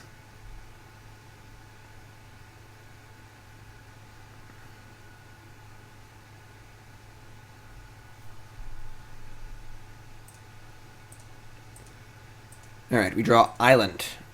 So we have no play this turn. Not a 1. Scry Witching Well, bottom. And we're going to have to say go, I guess. I'll get Harrington on Hold'em. Yeah, that's it today, Lobmancer. So this is my third Your Deck Live today. We're over 7 hours in. This is going to be it for the day.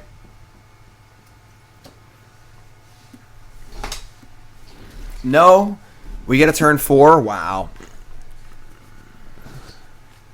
Yeah, Dan. I'm surprised I didn't ban this deck yesterday. I'm not. But they did announce that they're going to announce announcements from now on. Announcing that they're going to announce some announcements.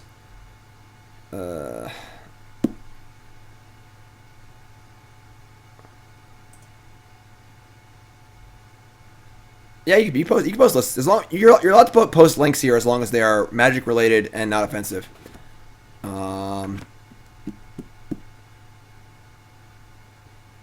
I mean, like Drum's Statuary, I guess, and just try and set up for next turn. If they don't kill us next turn, which they're definitely going to, we could have a chance this game. The thing is, they were like announcing that they weren't gonna announce announcements, like.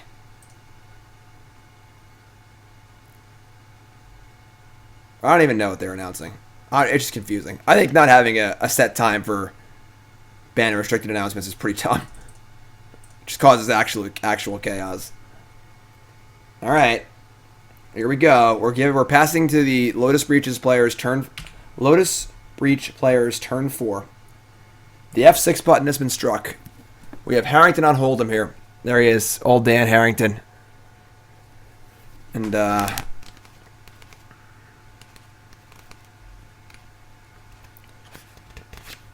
this is a good section. This is a good section. I'm ready to read.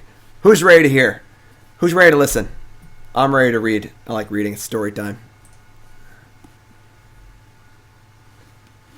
I'm just going to start reading because they're probably a tank anyway. So, Harrington on Hold'em, Book 1. This is chapter called What is a Hand? Oh, man, they're not going to Thassa's Oracle and kill us. Put a card on top. We have a chance to win next turn if we get to on tap.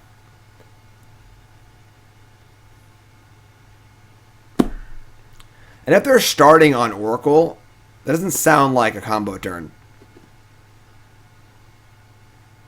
Yep. All right, folks. We'll let's see here.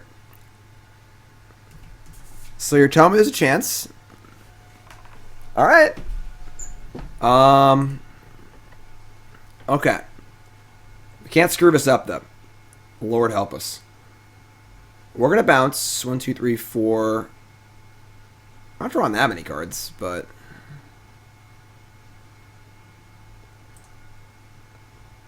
so tap for a blue.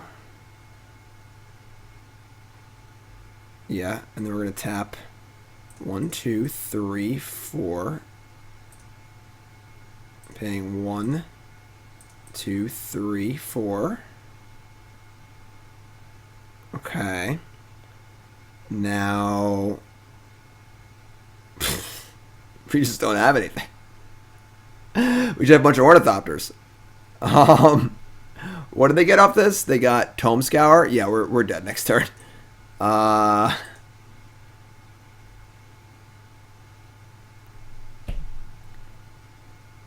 Behold our army of Ornithopters. Yeah, I mean, we can Saheeli. I guess we have a draw off the egg. So let's like play Ornithopter. And I guess play Saheeli. I haven't put a land yet, so is that even right? What can I draw? Like,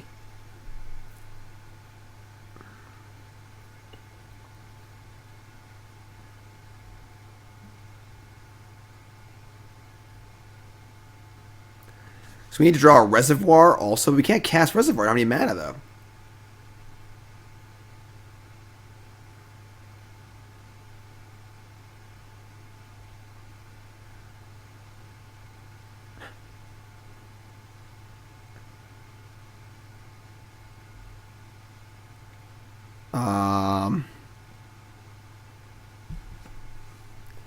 I don't know what to do.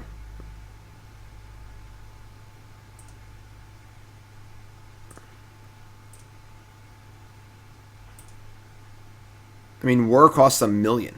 Like, I mean, play Ornithopter, play Springleaf Drum. Hopefully they're reading a poker book right now.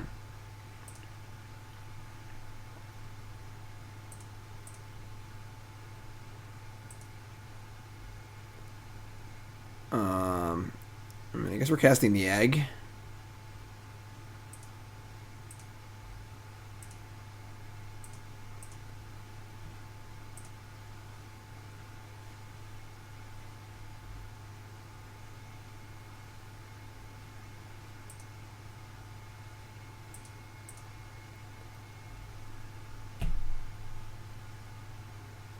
We just got nothing.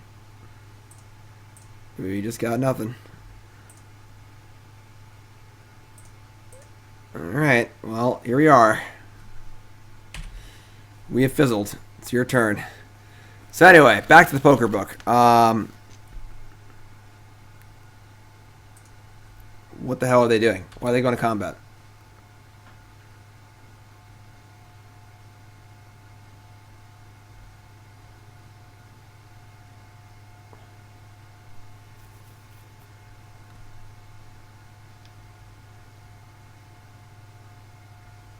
Tome Scour, okay.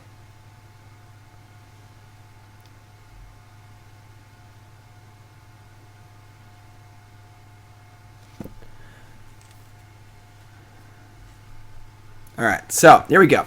What is a hand? By Dan Harrington.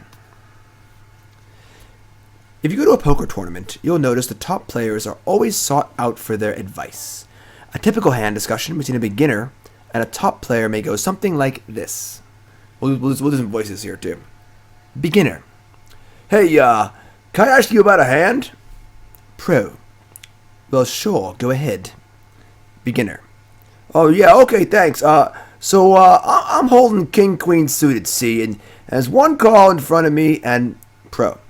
Well, what position are you in? Oh, I don't know. I guess maybe I was like fifth to act. What position was the first caller in? I guess he was second? No, wait, no. He was right into the gun. Yeah, that's right. And, no, wait.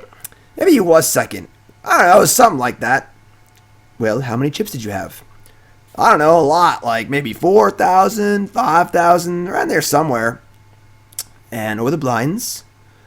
Oh, not that much. Maybe 50, 100, or 100, 200, something like that. Anyway, I don't know. I called, I see, and this guy behind me raised. Everyone else folded around me. And I didn't know what to do. Well, how many chips did he have? You mean the guy who raised me? I don't know. Who can remember all this stuff?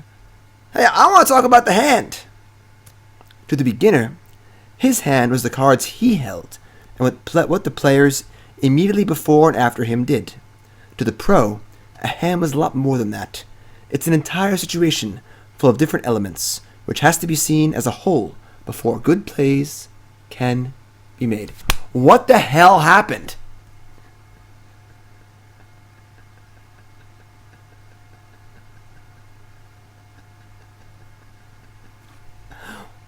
What are they doing over there?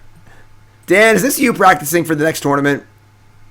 This is Dan Jessup trying to learn how to play this deck. Alright, we won somehow. Okay, cool. So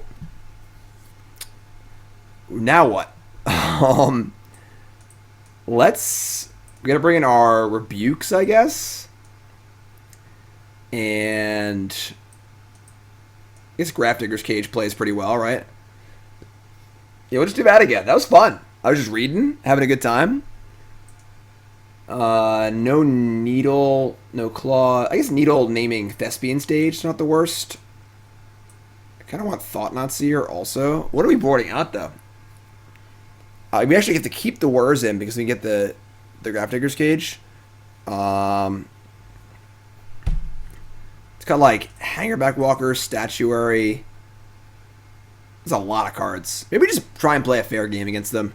Cut the engine, cut the reservoir, cut the statuary, and cut 2 outcomes to try and beat him straight up. Let's try that. There's no chance we're faster than them. You know, like, they're a much faster combo deck than we are. So, that was fun. That was fun. Harrington on Hold'em. Winning games of Magic in the Pioneer format since 2020. Our opponent thought the hand was just the cards they had. Little did they know the hand is much more than that. Alright, so beatdowns, eh? This hand's fine. A little scry action. Opponent keeps 7. We're gonna keep. Basically Serum Visions. Hinterland Harbor, go. Sure. That was a really good draw.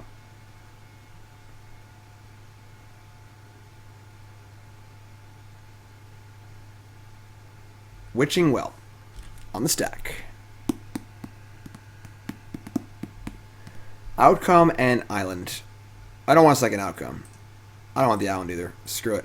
We can do better. Our top card could be anything. It could even be a boat.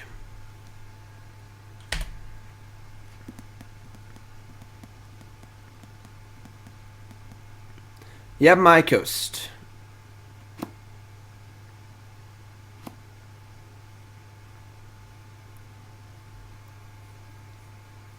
Sylvan Scrying. Alright. So you can't stop Lotus Field, unfortunately. But God. You're a little maybe a turn late here. I'd love to have you on turn 2. It's not really possible though. This next turn we get to go Mox, Well. You can Mox again. Sylvan Scrying again. Alright. Blast Zoned? That's pretty impressive. Alright.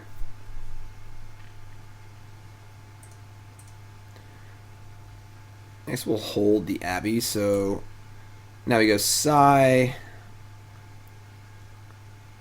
Mox, Witching Well, and then maybe Mox again, just for the token. We'll see what our top cards are. Yes, they probably have Thespian Stage in hand as well, I agree. What they don't have is the handle on how the F6 button works.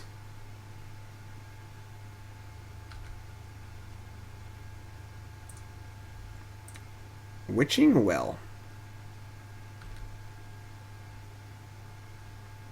Scry 2.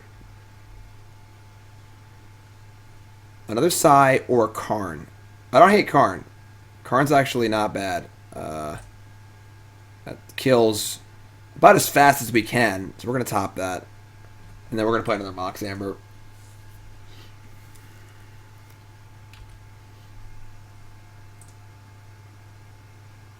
So we are attempting to Goldfish our opponent.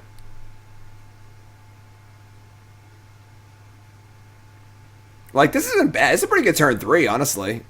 Alright, they have the stage. I imagine we are probably going to die next turn. We can't really outcome trying combos. We boarded our combo out, so...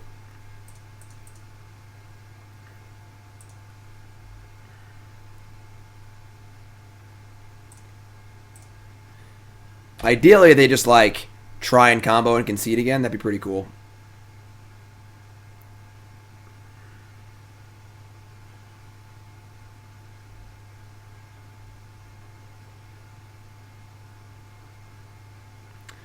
Outcome looking for Needle. I mean, they already have the stage in play, so they would just respond by making it to a Lotus Field. A Grafdigger's Cage could do it, but it also might not, so...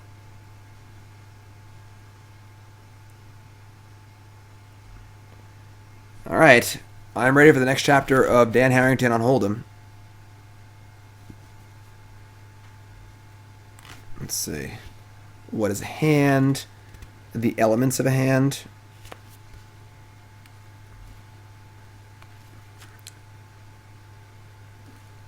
Controlling pot odds.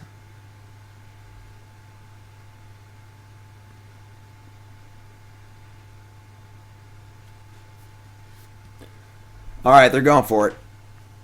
Let's read, this is good. This is good. The Gapped, this is, page 188, part 5, Betting Before the Flop. F6, for God's sakes. The chapter's called The Gap Concept and the Sandwich Effect. The case that you're contemplating being the first player in the pot is simplest to analyze. Your play depends only on the cards you hold and your position in the table. All other cases, at least one person has entered the pot ahead of you. Before we discuss these cases, let's introduce two key ideas, the gap concept and the sandwich effect, both of which influence your play in multiplayer pots. The gap concept was first defined by David Sklansky in his excellent book Tournament Poker for Advanced Players. If you are thinking of entering the pot that has already been opened, you need a stronger hand to call than you would if you need to open the pot yourself from that position. Suppose, for example, if you are in 5th position with Ace of Hearts, 8 of diamonds. Unsuited, of course. If the first 4 players folded, you think that Ace-8 unsuited is one of the minimum hands which you would open the pot. But if after the first 2 players fold, the 3rd player opens with a raise and the 4th player folds, should you call the bet with Ace-8? No. You need a better hand than the minimum opening hand to get involved in a pot with an unknown opponent. The distance between the hand you need and the minimum opening hand is what Sklansky calls the gap, and it varies depending on circumstances. In this situation, I would want Ace-King or Ace-Queen suited to call. The logic behind the gap concept is easy to understand. So, consider these two ideas. 1. When you open the pot, part of your vigorish is the possibility the remaining players will just fold their hands, and you'll pick up the blinds and antes without a fight. Once the pot is opened ahead of you, that vigorish disappears. 2. The player who opened ahead of you opened in earlier position and therefore, at least theoretically, needed a stronger minimum hand to open. But he may have opened with a much stronger hand than that, and you have no way of knowing. If you call with a minimum opening hand from your later position, you're probably going to the pot as a solid underdog.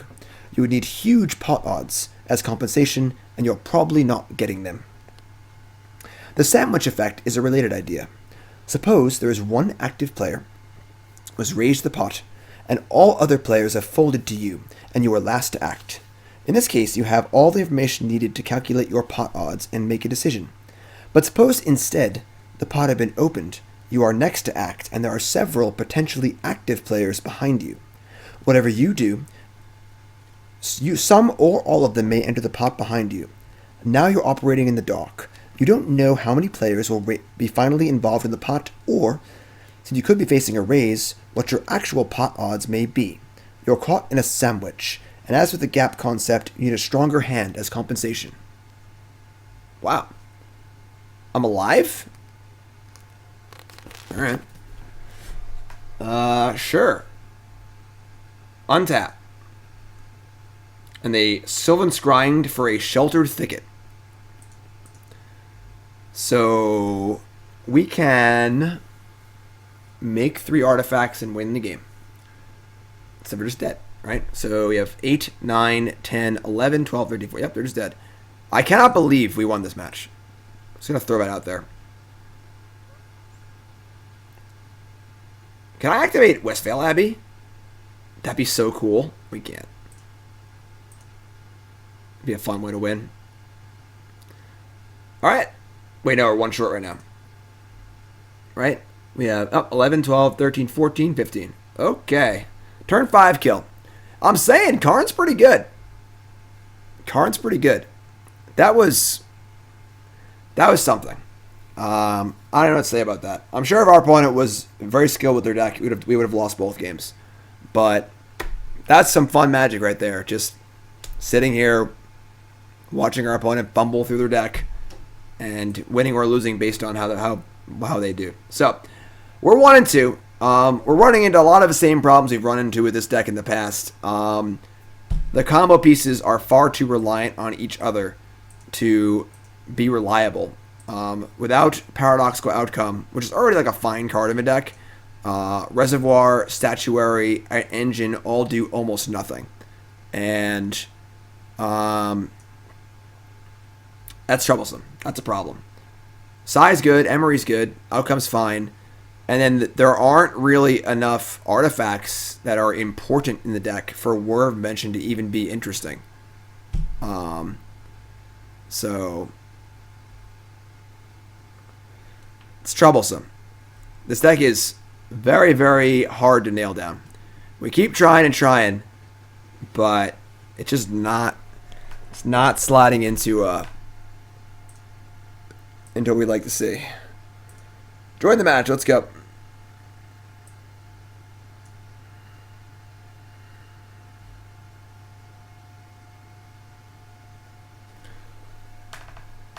Oh boy, let's go.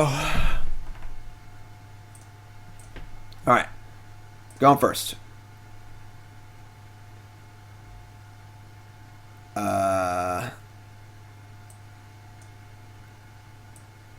I guess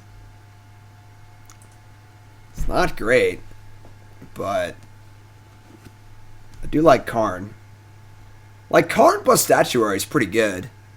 What's up, Gusta? How's it going, my friend? From Brazil, awesome.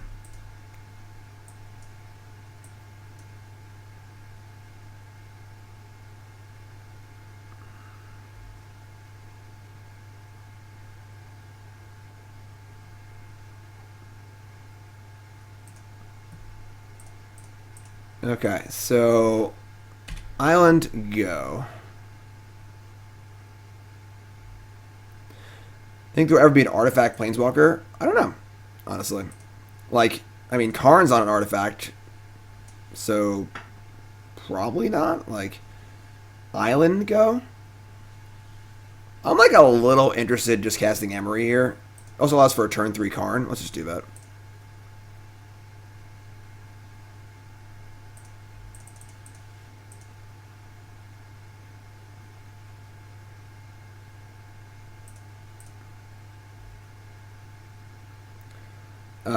We had a drum, so we had a card we can cast. Cool.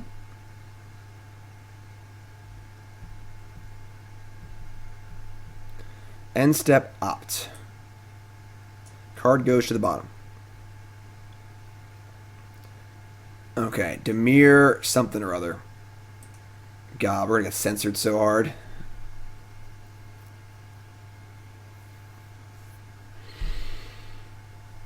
Alright, censor me. I can't see not casting Karn here, so...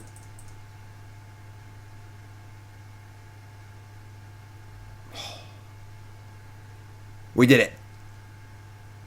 Now... Yeah, just crank it. Let's go. Let's go.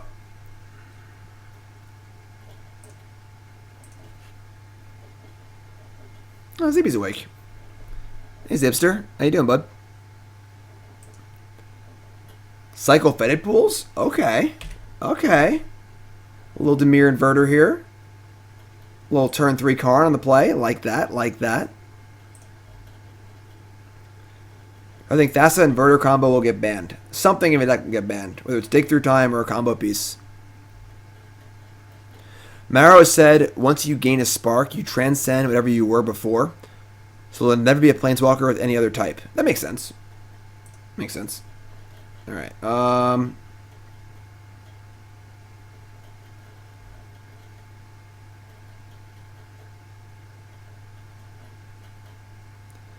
Let's cast stuff.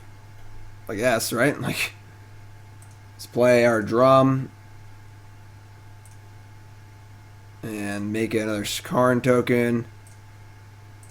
And make some mana. And I could play Hangarback on 1 or 2. Just crank it on 2, I think. I could play the Egg and the Hangarback, but playing Hangarback on 2 is pretty good, so. Alright, well, attack for 5. We're coming for you next turn, my friend. We're not going to be nice about it. Also, it won't fit on a type line. That's also a relevant concern.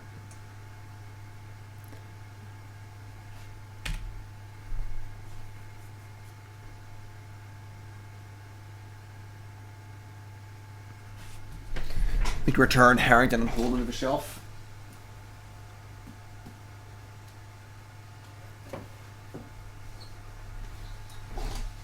Is it 5:30?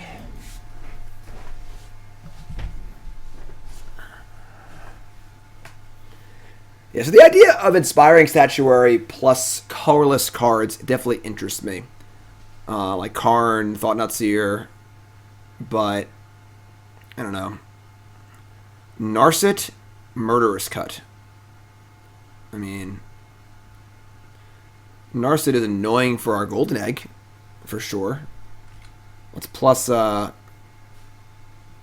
this Karn. Revealing, Golden Egg, and the Void. Okay. Let's void it up here.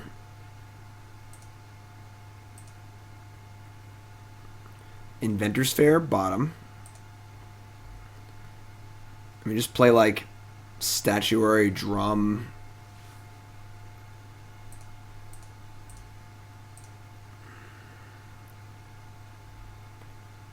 Everything but you can play Golden Egg post combat, I guess. Like, just play the other Mox too. Yeah, sure. If they had the push for the construct, they would have cast it last year. They have Murderous Cut. They're gonna Murderous Cut a construct, and that's it. Inspiring Statuary casting Emrakul. Ooh.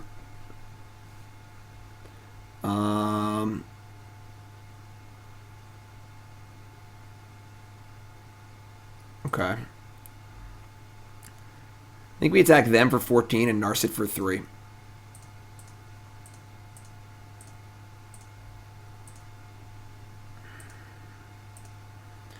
Narset dies. They have to Murderous Cut the construct. They go to 7. Post combat, we play Mox and we play Golden Egg. Karn struck. Sorry, Karn struck. My bad. My B.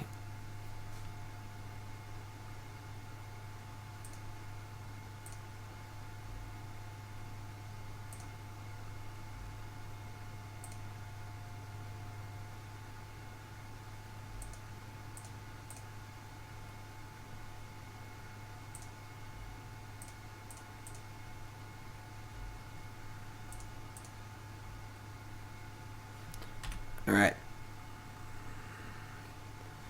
Like, this is great. Why combo? You know, why try and put together a 5-card combo? Scrybug. Scrybug.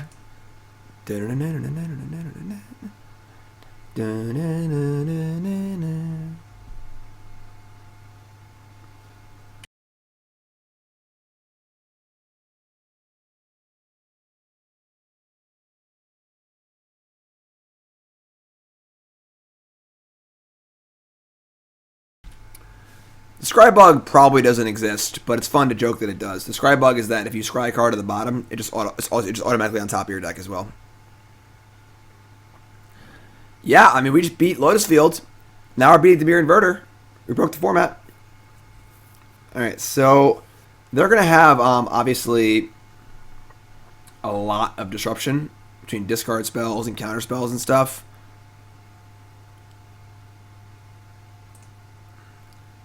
I want to, like...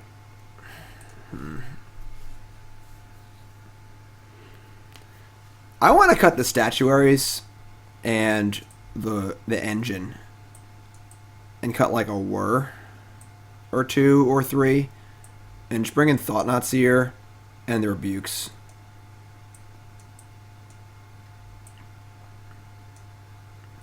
We can still combo with Outcome and Reservoir, but I think these cards just aren't good. Awaken says, a friend introduced me to this band, Rubik Fish, and I had a WTF moment when Sellout came on. Awesome. What's up, Expos fan? Why is Ornithopter better than Bonesaw? Because you can't tap Bonesaw for mana off a Springleaf Drum.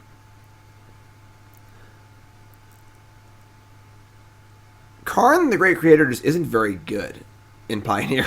Like, there aren't that many good artifacts to get with it. Doesn't really affect the board in any way. You're not going to be Stony Silencing anyone. Just not really that great of a card, you know?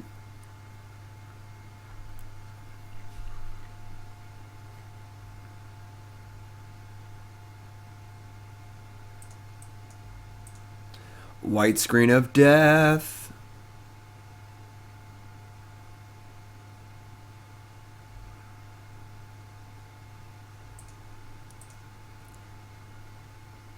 Yeah.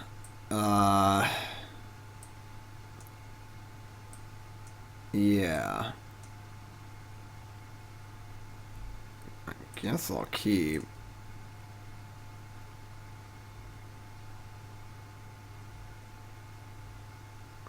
Really hate mulling against Thoughtseize decks. So. Also, if they Thoughtseize this, maybe they like overvalue the Reservoir.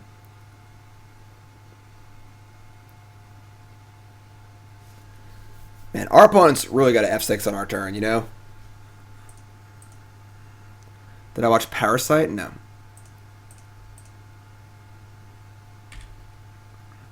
Please don't Thoughtseize us. Once I know about these, we're going to be really sad. God damn it.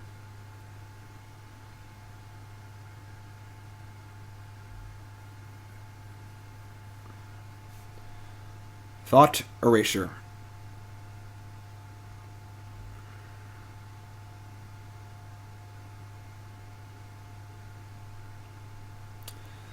Yeah. Well, we're in trouble. Third Rebuke was definitely not on the menu, really. Alright, well. This is sort of the problem of having your artifact payoff cards be not artifacts. When you draw all of them, your cards don't do anything. Yeah, I know. I said Thoughtseize, and they didn't Thoughtseize. They guessed Thought Erasure. Schmibble! 6-month resale. Welcome back, my friend. Thank you so much.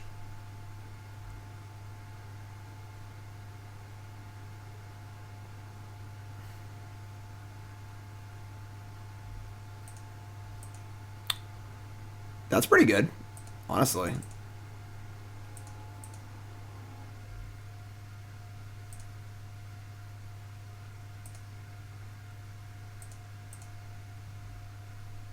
Alright. I mean, now you have Rebuke up, and we've let our Rebuke send a threat. This is kind of fun. Could be worse.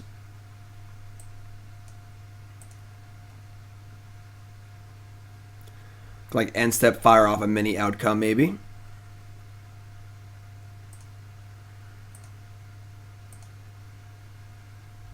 That is even better than a land. I was going to say I want to draw a land, but that was like 1,000 times better, so. Golden Egg, basically Arkham's Astrolabe, yeah, basically.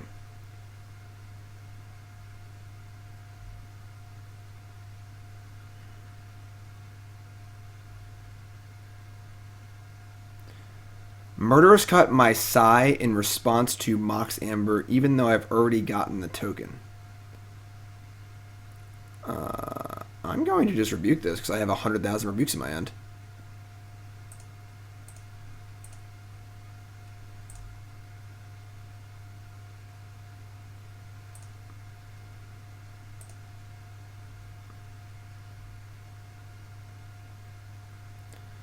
We could guess outcome here, but we want to get the Mox back from the outcome too, and I think we just want to keep the pressure in play.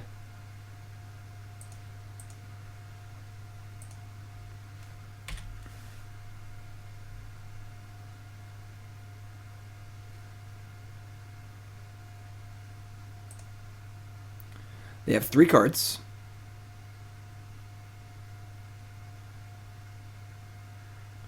Thassa's Oracle, naked. Sure. 1 naked Thassa's Oracle. They put a card on top. You don't have to do that, so they scryed top basically. That's also pretty good.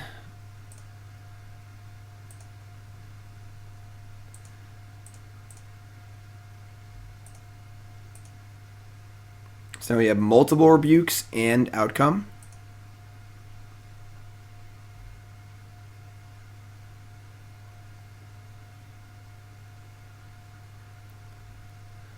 Narset Parter of Veils with 3 mana up. So I'm pretty sure we're going to rebuke this, and then they're going to pay for the 3, and then we'll cast outcome in response and just draw a bajillion cards. So let's get blue. Tap these 2. Wait, I screwed up. Crap, I miscounted. That's fine. We'll just rebuke it twice, I guess. I lost a mana somewhere in translation there. I thought we had enough mana to do this and cast outcome.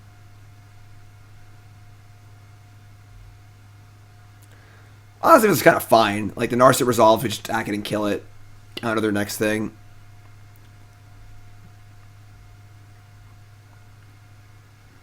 Oopsie.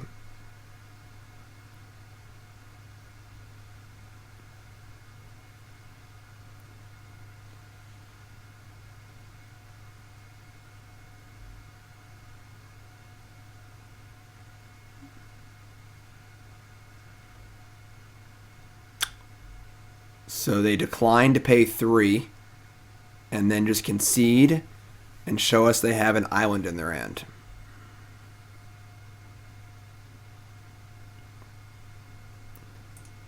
We've had some opponents today, I'm not going to lie. We've had some opponents. All right, 2-2. We'll take it. It's going strong to this last match here.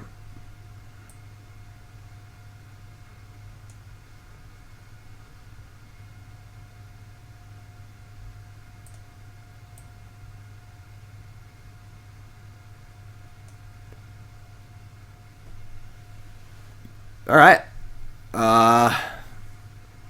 Yeah, I don't even have commentary or words for what's happened in the last few matches. Yeah,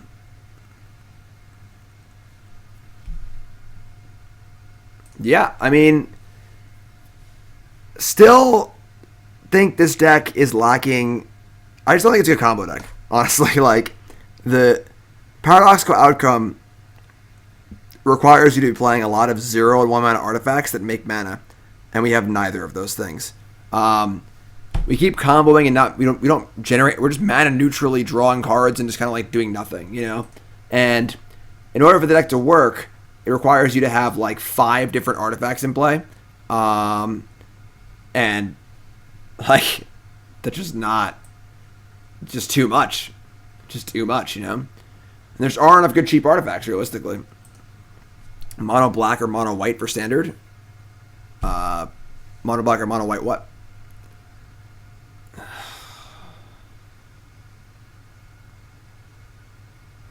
Opponent keeps 7. I guess we're mulling. I mean, we just have like a bunch of 3-drops and 1 land. Alright.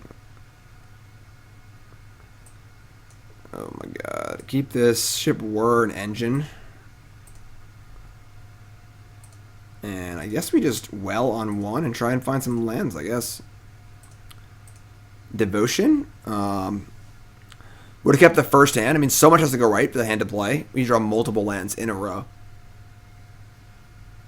And we're only playing 18 lands.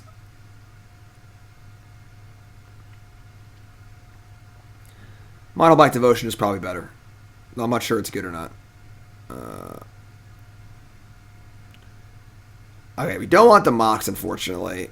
I guess the Thopter is a mana source with the drums, so I guess we're gonna keep that. Oh, first hand was 3 lands. Oh, but that was like 3. It was all 3 drops, right? Yeah, I mean that hand just didn't do anything. Like, we're just casting like a naked Saheeli or Psy on turn 3 with nothing else going on and not many artifacts to do much. We had all the payoffs and no artifacts. You know, we're getting Fatal Push into next year.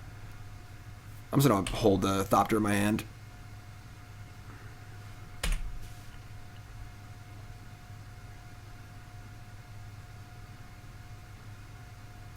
Scavenging Ooze. Sure. God damn it.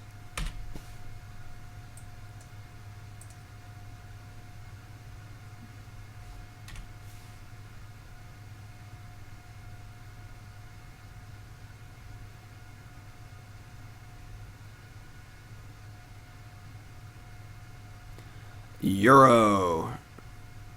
Titan of Nature's Wrath.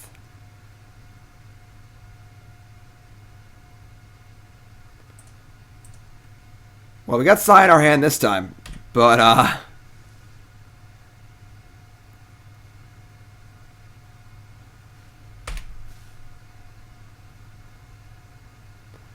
Courser of Krufix, Grizzly Salvage on top, Watery Grave tapped, sure.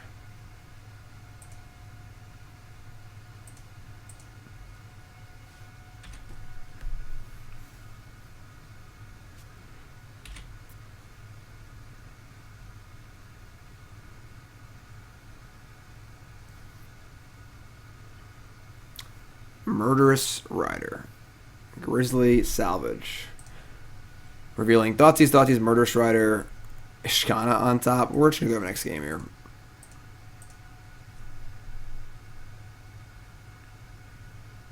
You can Whir for an Ornithopter. I can't do it right now, but that's a legal play you can make. Not a very fun game, Magic, unfortunately, but...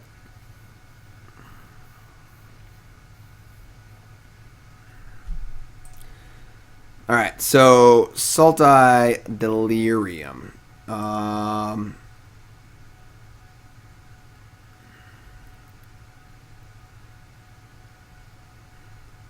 It's like Claws. Take out. I'll be a Whir, I guess. Like, the Paradox Engine's not very good either, but.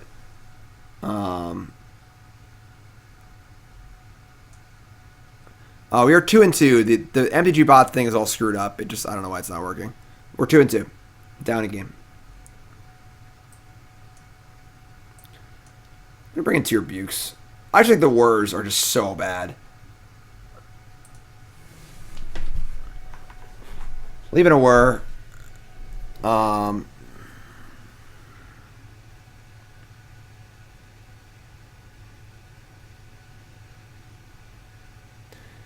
If Dig Through Time gets banned, the Treasure Cruise have to go with it. I think Cruise is totally fine.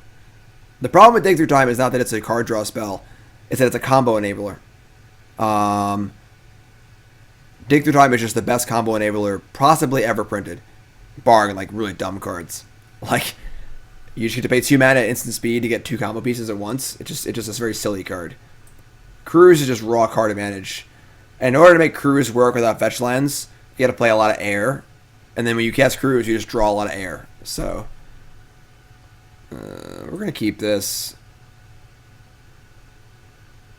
Play lands. Go.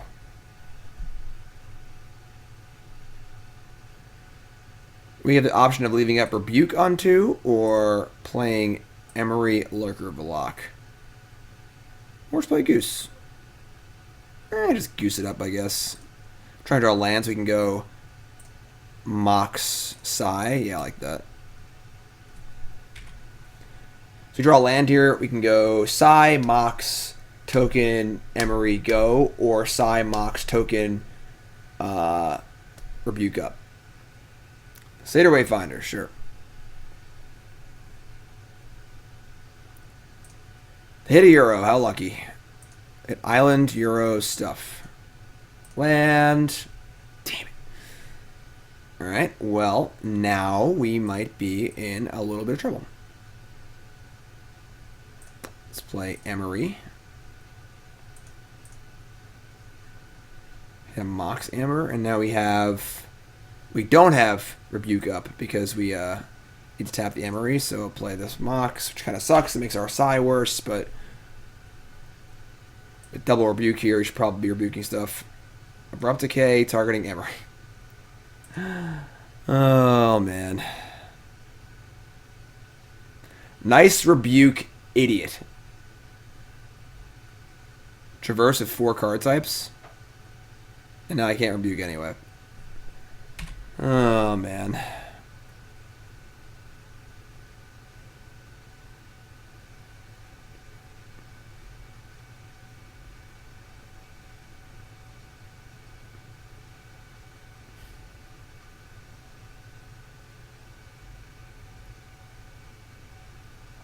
Hostage Taker.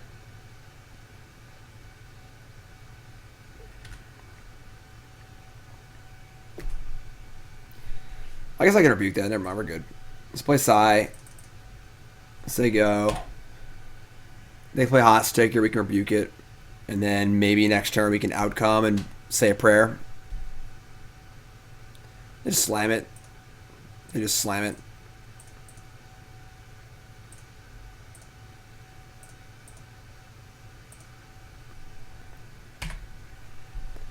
Get dunked on. Who takes a dinosaur hostage? What a crazy person. That was actually pretty good.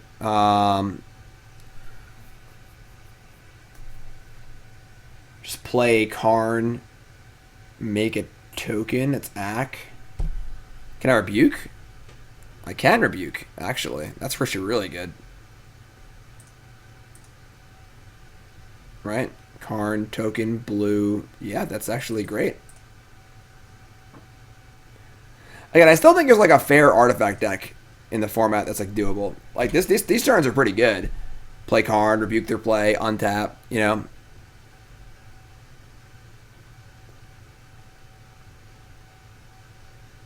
Traverse the Uvenwald. Let's counter whatever they get.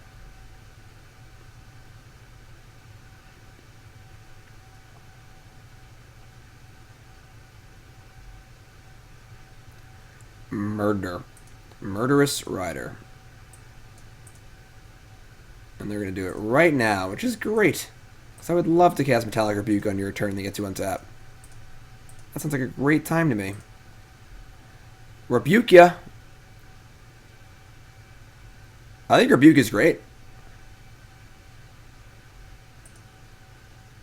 Like, I'm saying more was like a main deck card. Alright. You poke my Karn, you got him. He says, ouchie. Witching Well. We've got a mana to Outcome here. Let's plus Karn. Maybe we just make a construct, actually. Maybe we just go for it.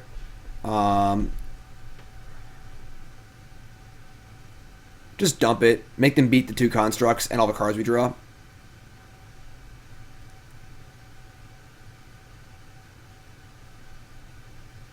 I'm doing it. I'm a crazy person.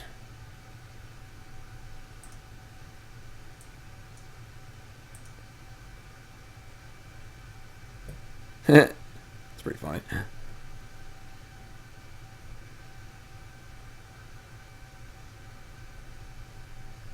Whoopsie. Alright, blue. Blue. I guess I'm not going to be able to recast this stuff. Right, so should probably just attack first.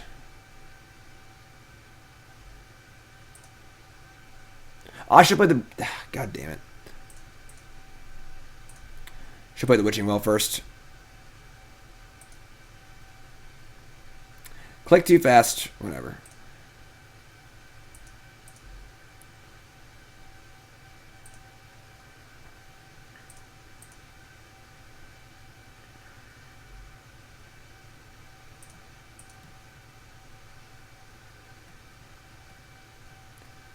Scry bottom, top, make blue. We're going to bounce the well, the Mox, the drum, and the egg.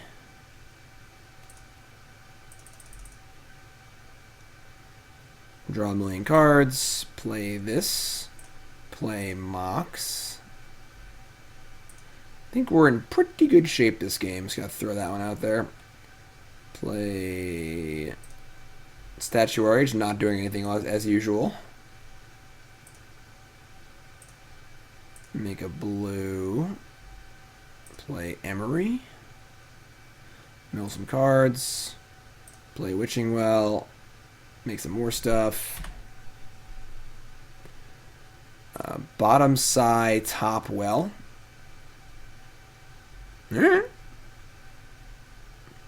Vector, Resub, welcome back.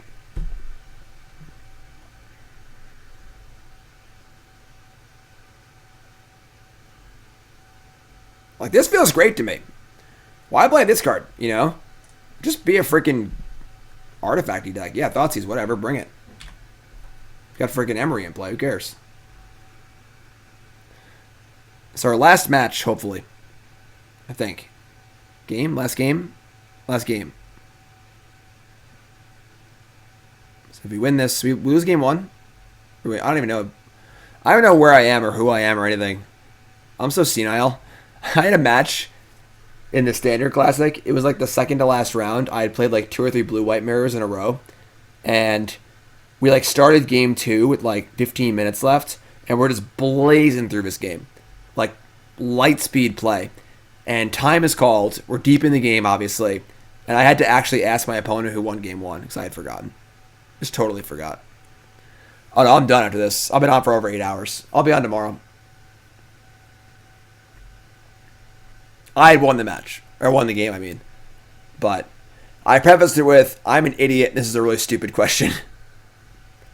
Yes, I am Jim Davis, the creator of Dilbert. That is me. Untap. Witching Well. Rebuke. Amber. Play the old well. Well. Reservoir. Alright.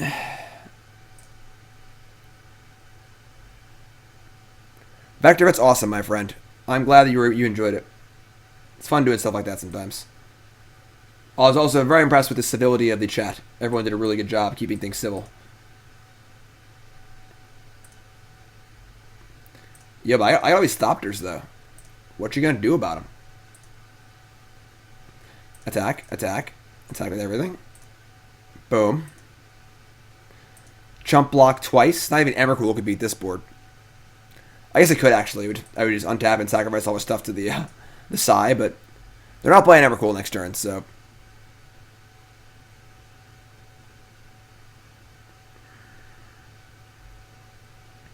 So I think for the rebuild, we're going to build this deck. We're just going to forget all the silly cards and just build this deck. Just like Karn's, Mystical, whatever it's called, Counterspell thing, Emry, and see how this works.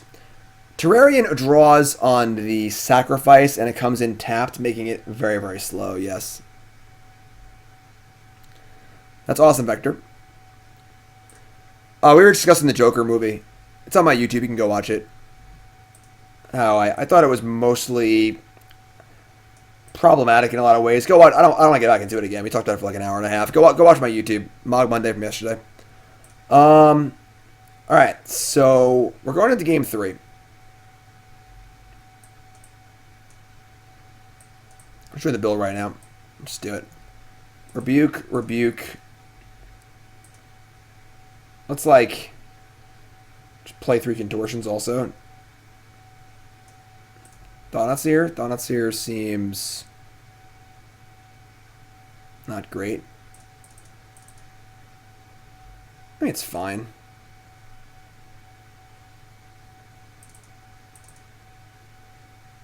Let's try it. Let's try it. Again, go watch the video. I don't want to get into the whole conversation again. So, add black for Tezzeret and the Improvised Demon. I don't think Tezzeret's very good. I think the Improvised Demon is actually very good, but it is pretty hard to cast. And the problem we're having is not enough cheap artifacts, making it pretty hard to convoke out early. I do like that card. But I think it's just too tough to do. Jeez. Well, we are pretty Thoughtseize proof, because our hand's so bad. If we're on the play, I might keep this, because we have the Witching Well Scries, but on the draw, if they Thoughtseize my Witching Well, this hand is embarrassing to the nth degree. Alright. I'm going to ship the Contortion.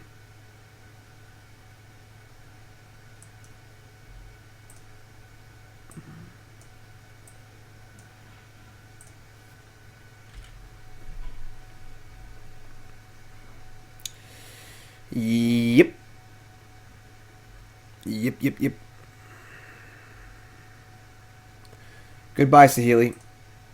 It's nice knowing y'all.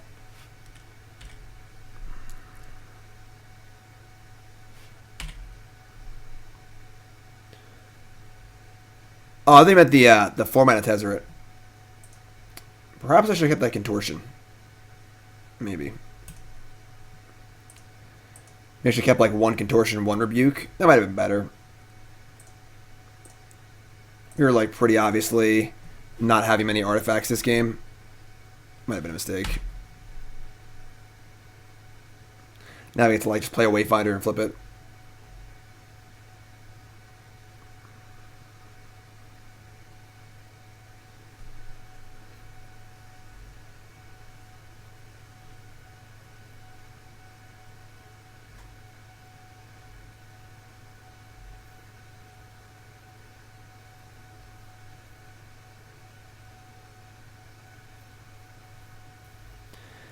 Jace discarding Island, post-combat Satyr Wayfinder.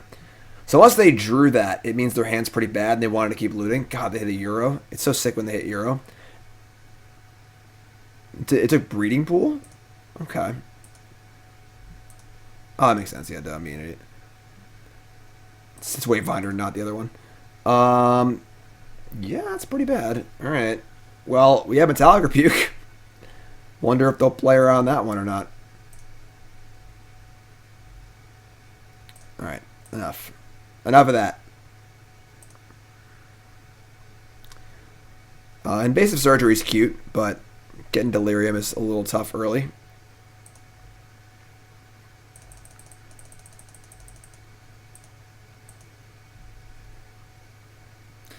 Just the old Swamp Euro hand, you know? Yep.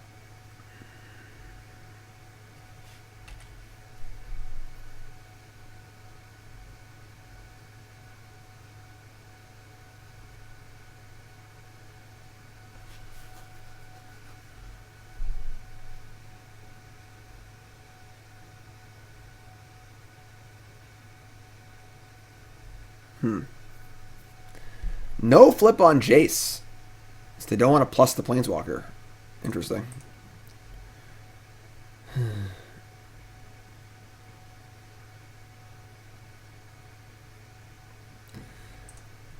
Think you might be casting the saddest paradoxical outcome of all time next turn. End step flip Jace, discarding Courser of Krufix? God, their hand must be so good. And flashback Thoughtseize.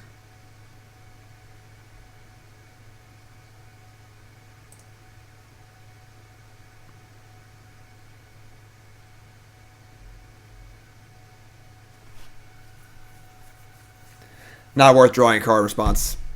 Whatever.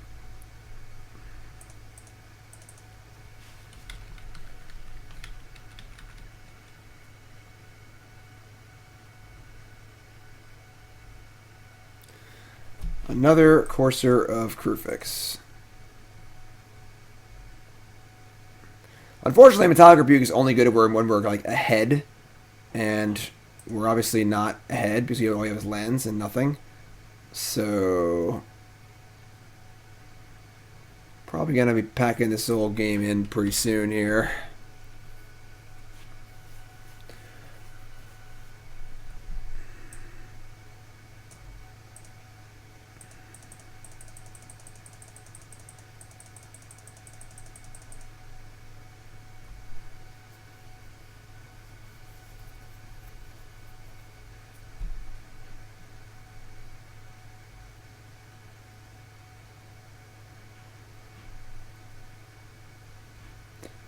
Traverse with only 3 card types in the graveyard. It's actually amazing they have a Courser in the graveyard and they can't traverse, but and is scavenging use with mana up to use it. I think the writing on the walls here, folks. I mean, that's a good draw. They probably have Fatal Push based on how they tapped their lands like a turn or two ago.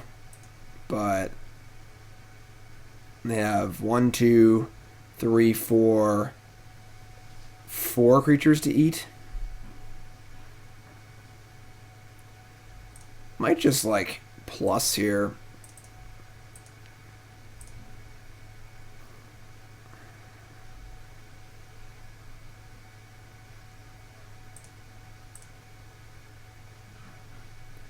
Top 2 cards are Void, Sigh. Guess playing a land was stupid.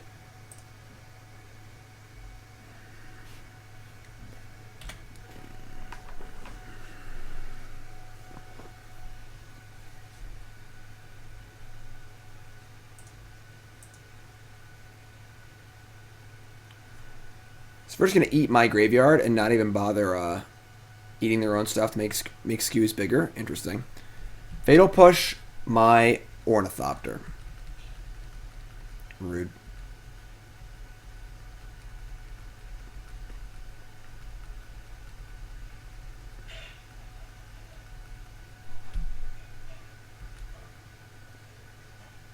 They're not going to kill it? What are they doing? Why would they not eat their extraneous creatures and kill my Karn?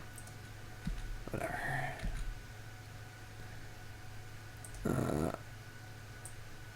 We have a Sigh and no artifacts. So we're plussing.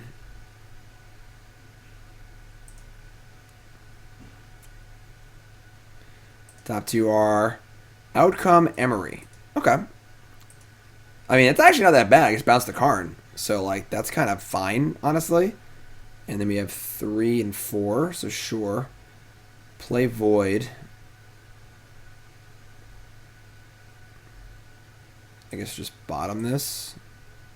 Alright.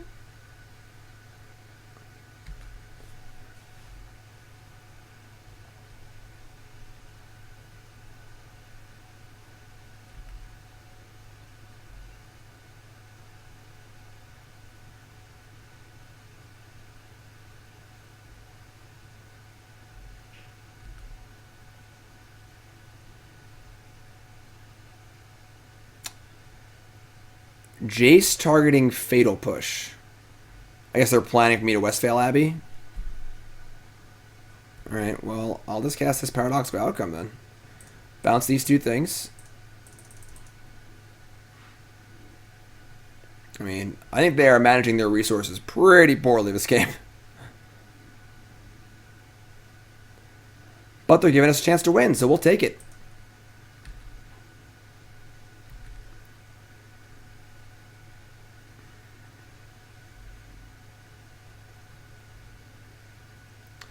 Two mana for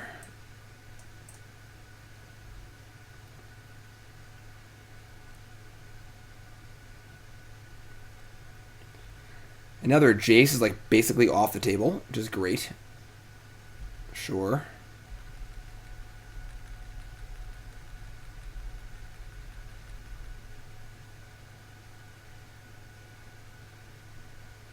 Okay. This has been an interesting sequence of events here, but sure. 4. Yeah, so...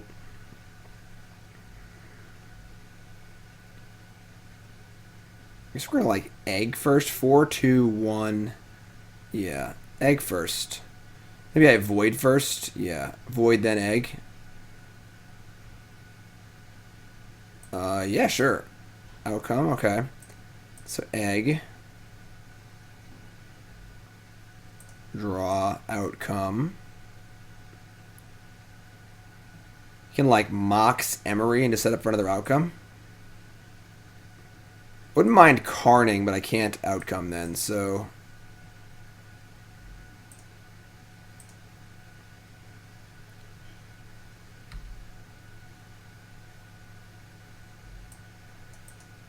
Scrabbling Claws is cool. Okay, so...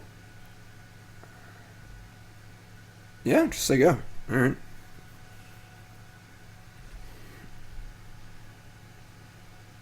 I guess they have the Scavenging Ooze for the Emry, but whatever.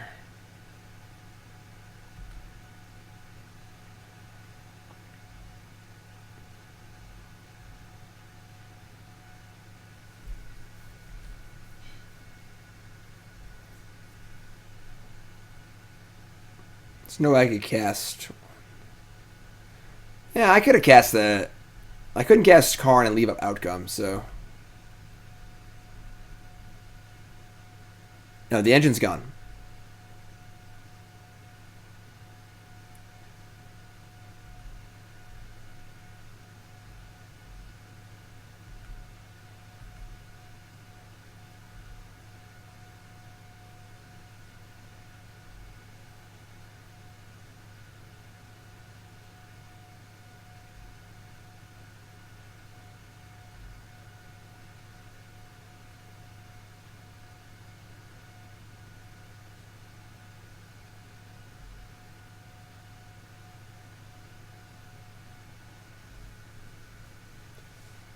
Eat Scrabbling Claws. Okay.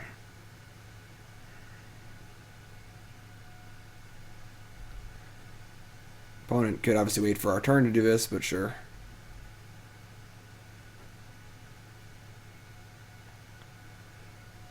I think we just let this... We have 4 and 4 and 1. Yeah, we just is fine. Let's untap and play land. Play Karn, make a token, have up outcome and counterspell.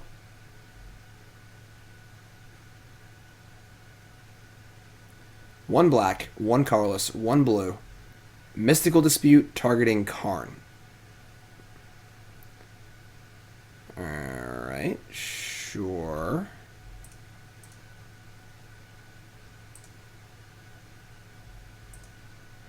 I mean, now we can't outcome our stuff, but it still seems fine. We still have a rebuke.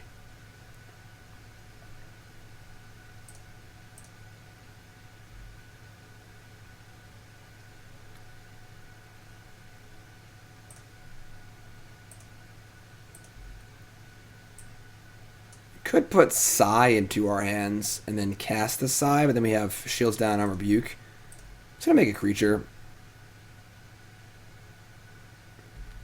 Probably just block with Emry if the ooze attacks.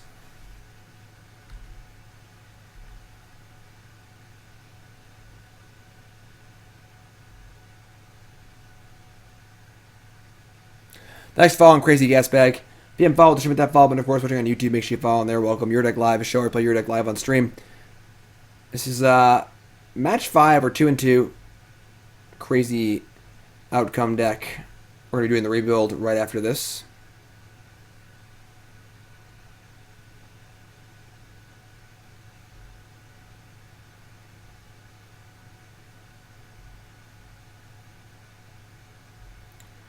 Green and a black in the pool. Green and the black out of a pool. Combat step.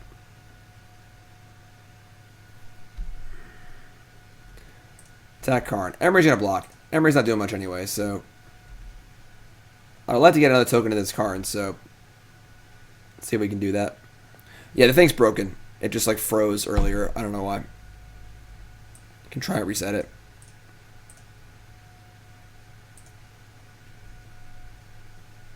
Yeah, it's not working. And they're going to Euro. No, we're not.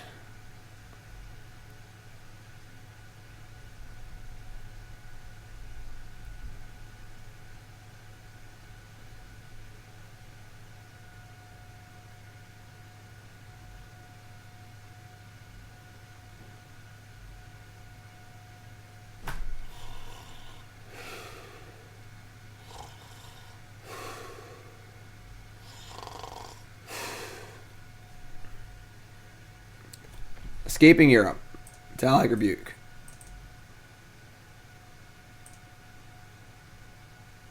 Hold on.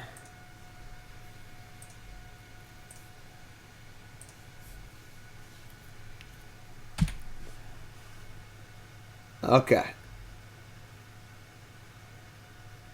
Well, they plus the Jace. Satyr Wayfinder. You got it. 4 cards. End of a zone. They get an Overgrown Tomb. If there's a dispute, man, they have a lot of mystical disputes. They forgot to do for Jace. Fantastic. That's not bad. Alright, so we can make a token, which is awesome. We can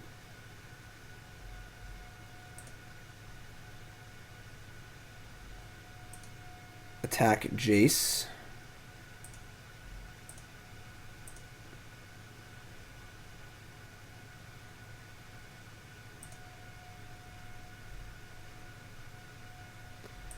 Play Thought-Knot Seer. They have Abrupt Decay and Liliana of the Last Hope. I don't think Liliana of the Last Hope is particularly good. Let's take this Abrupt Decay. We're trying to out-construct them, so...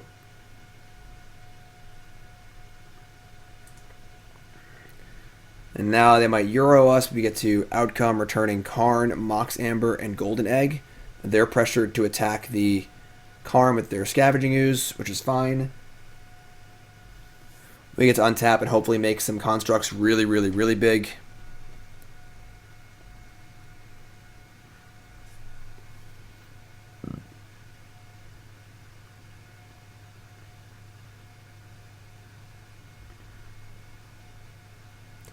They're painting for blue because they want to keep 2 green up. Makes sense. Alright, here's 0.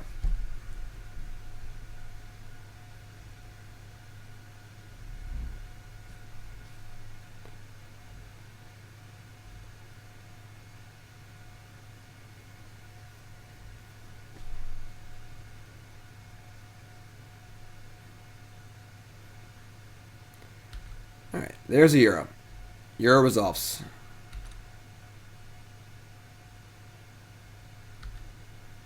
They have a Euro. They have a Thoughtseize. That's really shitty. So we're going to cast this Paradoxical Outcome, but it definitely sucks that we're going to lose our Karn. That's really, really unfortunate. Especially if it's pre-combat, too. That's gross. But we can't not draw the cards, so... Return these 3. We're not going to return the Thought-Knot Seer. That does not seem worth it. Maybe it is, actually. They draw a card, but I draw a card, too. You don't have, like, infinite mana. Let's go for it. Whatever. Let's just do it. Could draw a counterspell, too. Oh, sure, hold on. Oh, yeah, we have the Unshap Construct, so... We draw a Rebuke here.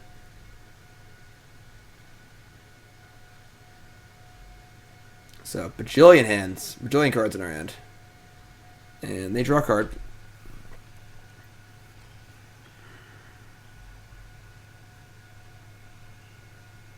Scavenging has been a thorn in our side for the last, 5 hours, feels like.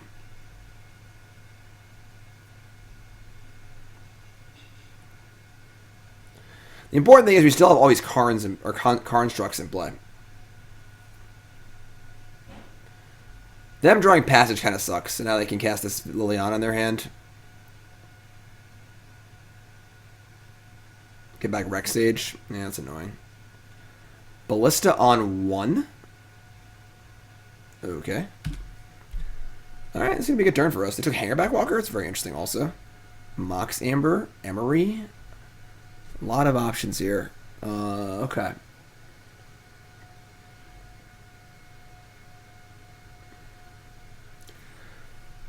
Let's draw a card first before we do anything.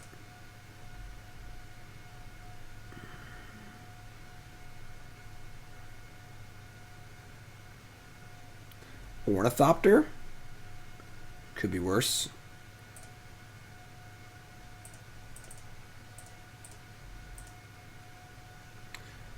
This game might come down to Westvale Abbey. It's pretty sick. That's how we started our day, Westvale Abbey.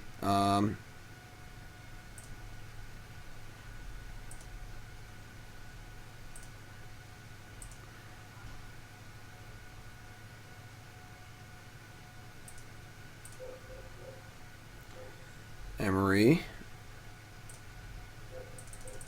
Karn. Construct. Ornithopter. Mox Amber.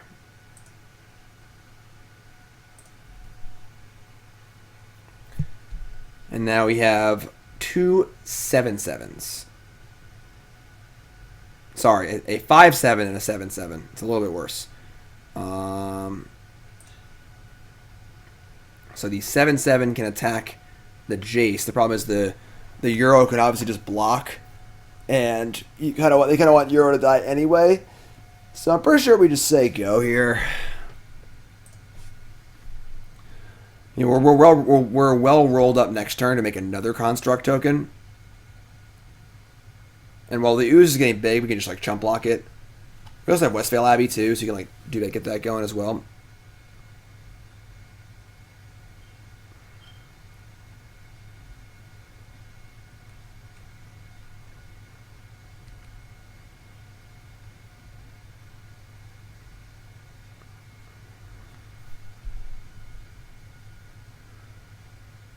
The only attacker is Euro, and it is attacking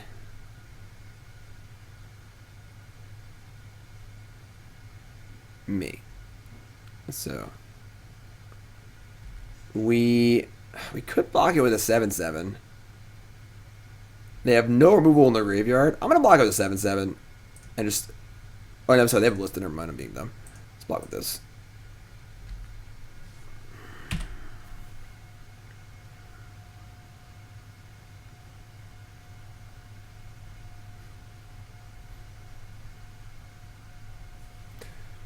Next turn we can make at least 2 more artifacts with our Karn and then our Inventors Fair going to get something. They could pump the Ballista twice and just kill Karn. That's a pretty big investment though. Oh man, this game is getting messy. Oh boy. Alright, that actually just kills us in a few turns. It's time to start making some moves here.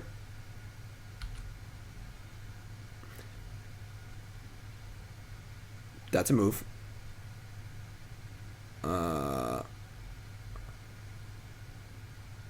Yeah. Okay.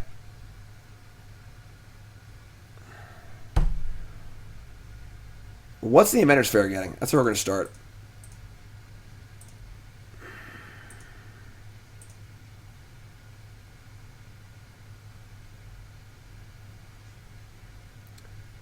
Probably just Witching Well, I guess. There's just so few artifacts to get. I guess the egg is instant gratification.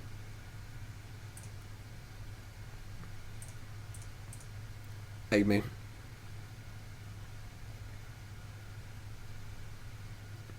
Excellent.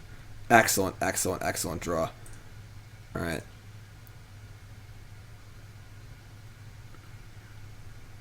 Hi, easy mode. Yeah, it's a long one.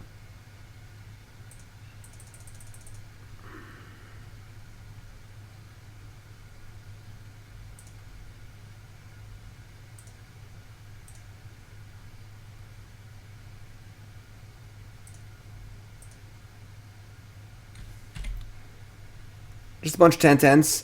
No big deal. And everything attacks them. Nope. Them. Them. Them.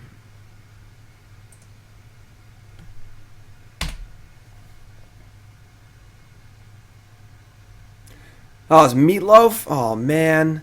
I'm missing Meatloaf right now. Damn. Alright, so now the Ishkana's off the table, so they're not going to kill us with Ishkana, which is good. Yeah. We only have 5 10-10s, so hopefully we can find a way to pull this game out. They get to eat some stuff with Ooze again.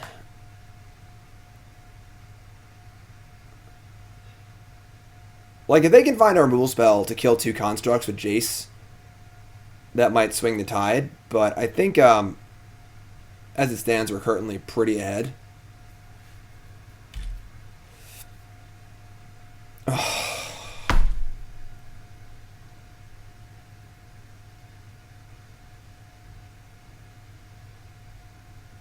Couldn't just brick for 1 turn. Just couldn't do it.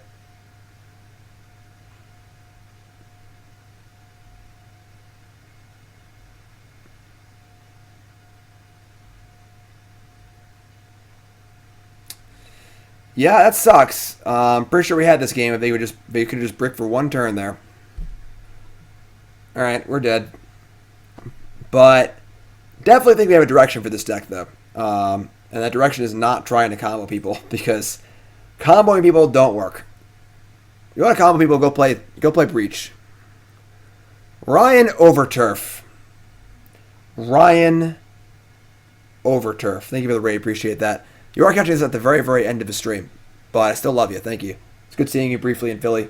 If you're tuning in the stream, welcome. We're in hour number 9 already, so we're closing up shop. But you're coming into the very interesting part of Your Deck Live. Your Deck Live is a show where I play Your Deck live on stream, and this is one of my viewers' decks. This is Liz.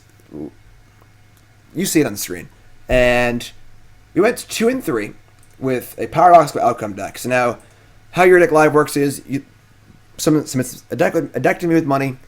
I tune it up a little bit to make sure it's playable. Play it through a league. At the end of a league, and I fix it up to what I think is optimal. And I have played probably like 6 or 7 Paradoxical Outcome brews in Pioneer, and they all come to the same conclusion: it does not work. There are not enough cheap artifacts to combo with. The combos require way too many pieces. We got to have a Statuary in play, and also have a Reservoir in play, and then cast Paradoxical Outcome. But have enough 0 mana. It's just so much, you know.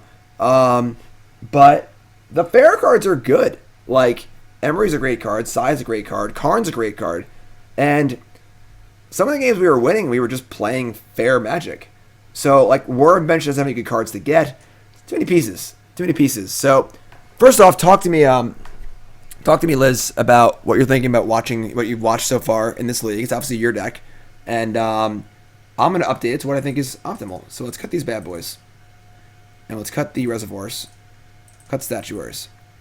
4 cards. I think 4 cards is non-negotiable. It's probably 4 eggs. Eggs actually pretty good. Just not having it, just moving stuff around. Yeah, like Sai, Saheeli are going nowhere. These cards are great. They're awesome, you know. I definitely think they're awesome, but wasn't thrilled with these Zhalfirin Voids either. They're okay, but I almost don't mind a second Abbey. Like shave down like one of those. I want to add another land too. I think we're a little land light.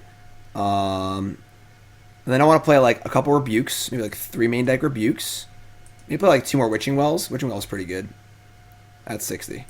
I cut an Abbey because it didn't seem relevant if we're trying to combo, and I wanted less colorless lands. But now that we're playing a fair game, having an element to go over the top seems very nice. Oh, the Hangarback's hanging out over here. Hangarback Walker is very interesting. we're just playing like one random Hangarback Walker. I think Contortion's also somewhat reasonable. I want to put like 2 Outcome. I think Outcome is like a fine piece to a deck like this, but it's not a card I want to draw a million of. And we're not really a combo deck anymore. So 20 lands. You have the option of like Ballista, Hangarback Walker, both okay cards, both a little clunky for sure. Kind of want the 4th Whale, honestly. I just want cheap artifacts, turn our stuff on. I think Inventors Fair is also a little sketch. We're not really finding anything great off of it. Probably just want more islands. I guess Castle of Vantress is also like a pretty free one, right?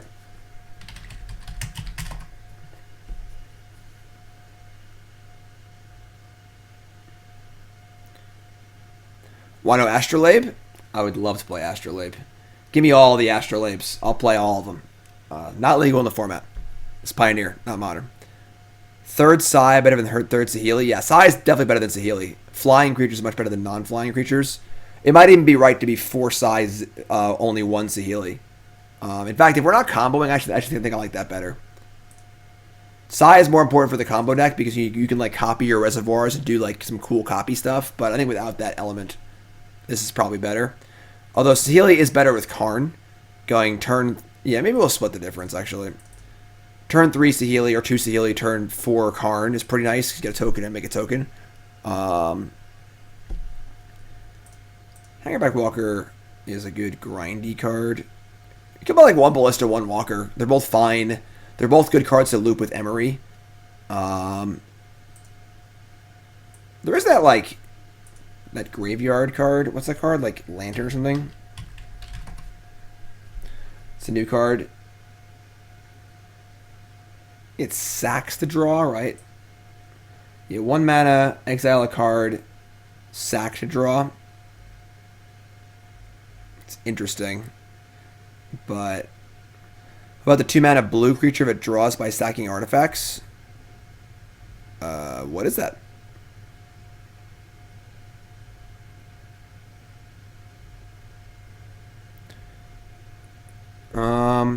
Yeah, Lantern's not bad. It's probably better than Claws. We're gonna cut all of our one-ofs, obviously. Maybe you want some of these. I like the Thought-Knot Seers too, honestly.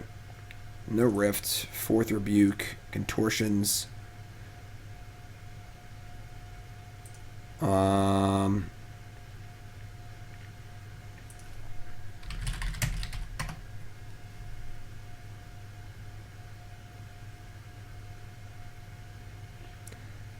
I think it's an argument for all four rebukes also. Let's cut this in. Let's see 3 wells.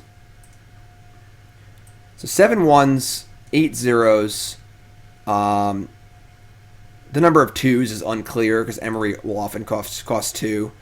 And then 5 3s, 6 4s. It's a better curve, I think. 5, 10, 11, 12, 13. I think these voids just like aren't really that good. I want to make sure you have blue and make sure Castle comes in untapped. Is there a better colorless land? Maybe not. This deck's starting to feel like blue, red, and soul, but pre-boarded against mid-range. I'm not sure if it's an improvement in this metagame. You're losing speed, and the only interaction you gain is rebuke. That's a very, very valid criticism, honestly. I'm mostly just trying to build the best Emry, Psy, Saheeli, Paradoxical Outcome deck based on the shell that we had.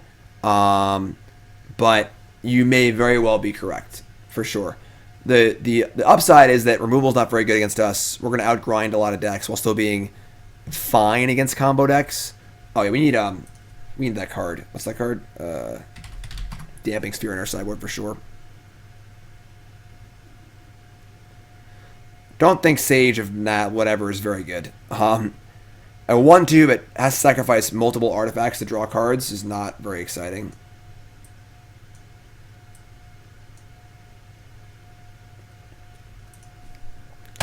And maybe like Stroke, Negate, Dispute. I don't know what card, what counter spell you want. Jace's Defeat is probably fine against the what's it called deck? Inverter deck. Yeah, Damning Sphere, like the lowest I can't do anything with that card in place. Obviously, it's annoying for us, but it's fine otherwise. It's a little more action versus the Inverter deck. I like the Thought-Knot Seers, honestly. You can cast them reasonably fast. So I think I would start here. This is where I would go. I don't think the combo works. I think that I've played of all the Magic I've played in the last few months, I've probably played the most with Paradoxical Outcome, etc. Pioneer decks. I have played this deck so many times on Your Deck Lives. I think I have a pretty good grasp on it. So when I tell you it doesn't work, I think I mean it. We tried a lot of different things, but I think that a deck like this is much more functional. It's still really fun, has a lot of similar elements, but instead of trying to screw around, oh, you're right. We cut a lot of the colorless lands, so Thought-Knot Seer, we need other lands. Oh, actually, you can play the deserts, the Ipnu Rivulets. It's kind of a cute card against the Inverter decks because it makes it hard for them to like put cards on top of their deck. Oh, Bajan, you're way late, my friend. You missed all of it. You missed everything. So let's actually bring those in and not play this or this or this or this. So now we have 5. Now we have 9 sources for Thought-Knot Seer. I think that's fine. Maybe it's a little light, but these just aren't good.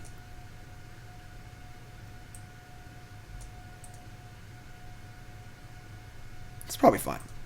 Probably fine. A Scavenger Ground? I mean,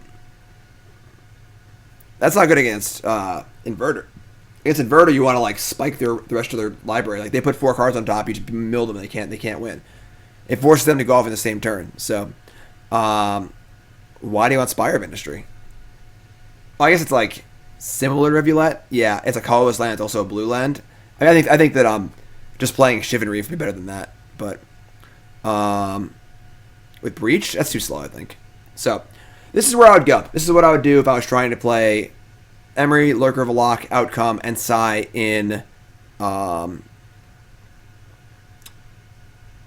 Pioneer. That's what I got. That's it. We're done. Your Deck Live. YouTube folks, please like, comment, subscribe. I love you. And look who's finally awake. It's been 9 hours. And now he's here to grace you with his presence. Or try and escape. Either. Want to say hi, Zibby? You want to say hi, bud? Here, come here. Come here, dude. Come on. Get stuff off your butt. Yes.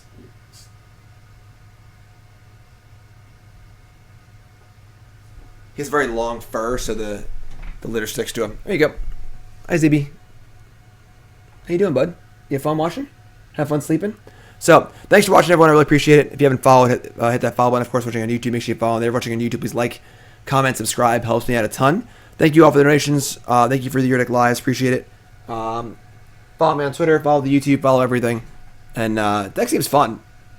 This deck looks really, really fun. So, but I love you all. So, thanks for watching. Darksteel Citadel, I guess with Karn and Emry, Darksteel Citadel might just be better than the Void. Yeah. Yep.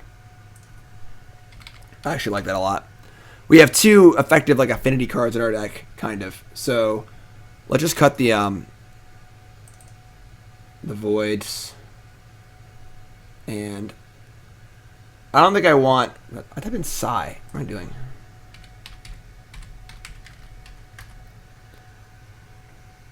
Can't cast Citadel with Emry? Well, yeah, but I mean, you can't cast the land with Emry anyway. I mean, so Citadel. This is 4, 8, 12, 13, 14, 15 blue sources. Give me another one. Screw it. Go all the way. Well, let's make these cards really good. You know, we'll play 1 Abbey. We'll play 1 Abbey. If a bunch of flyers probably win anyway. So, this is what I would play. All right. Big thanks to Liz. All YouTube folks, do what I told you to do. I love you, and I'll see you next time, YouTube. It's the after credit scene.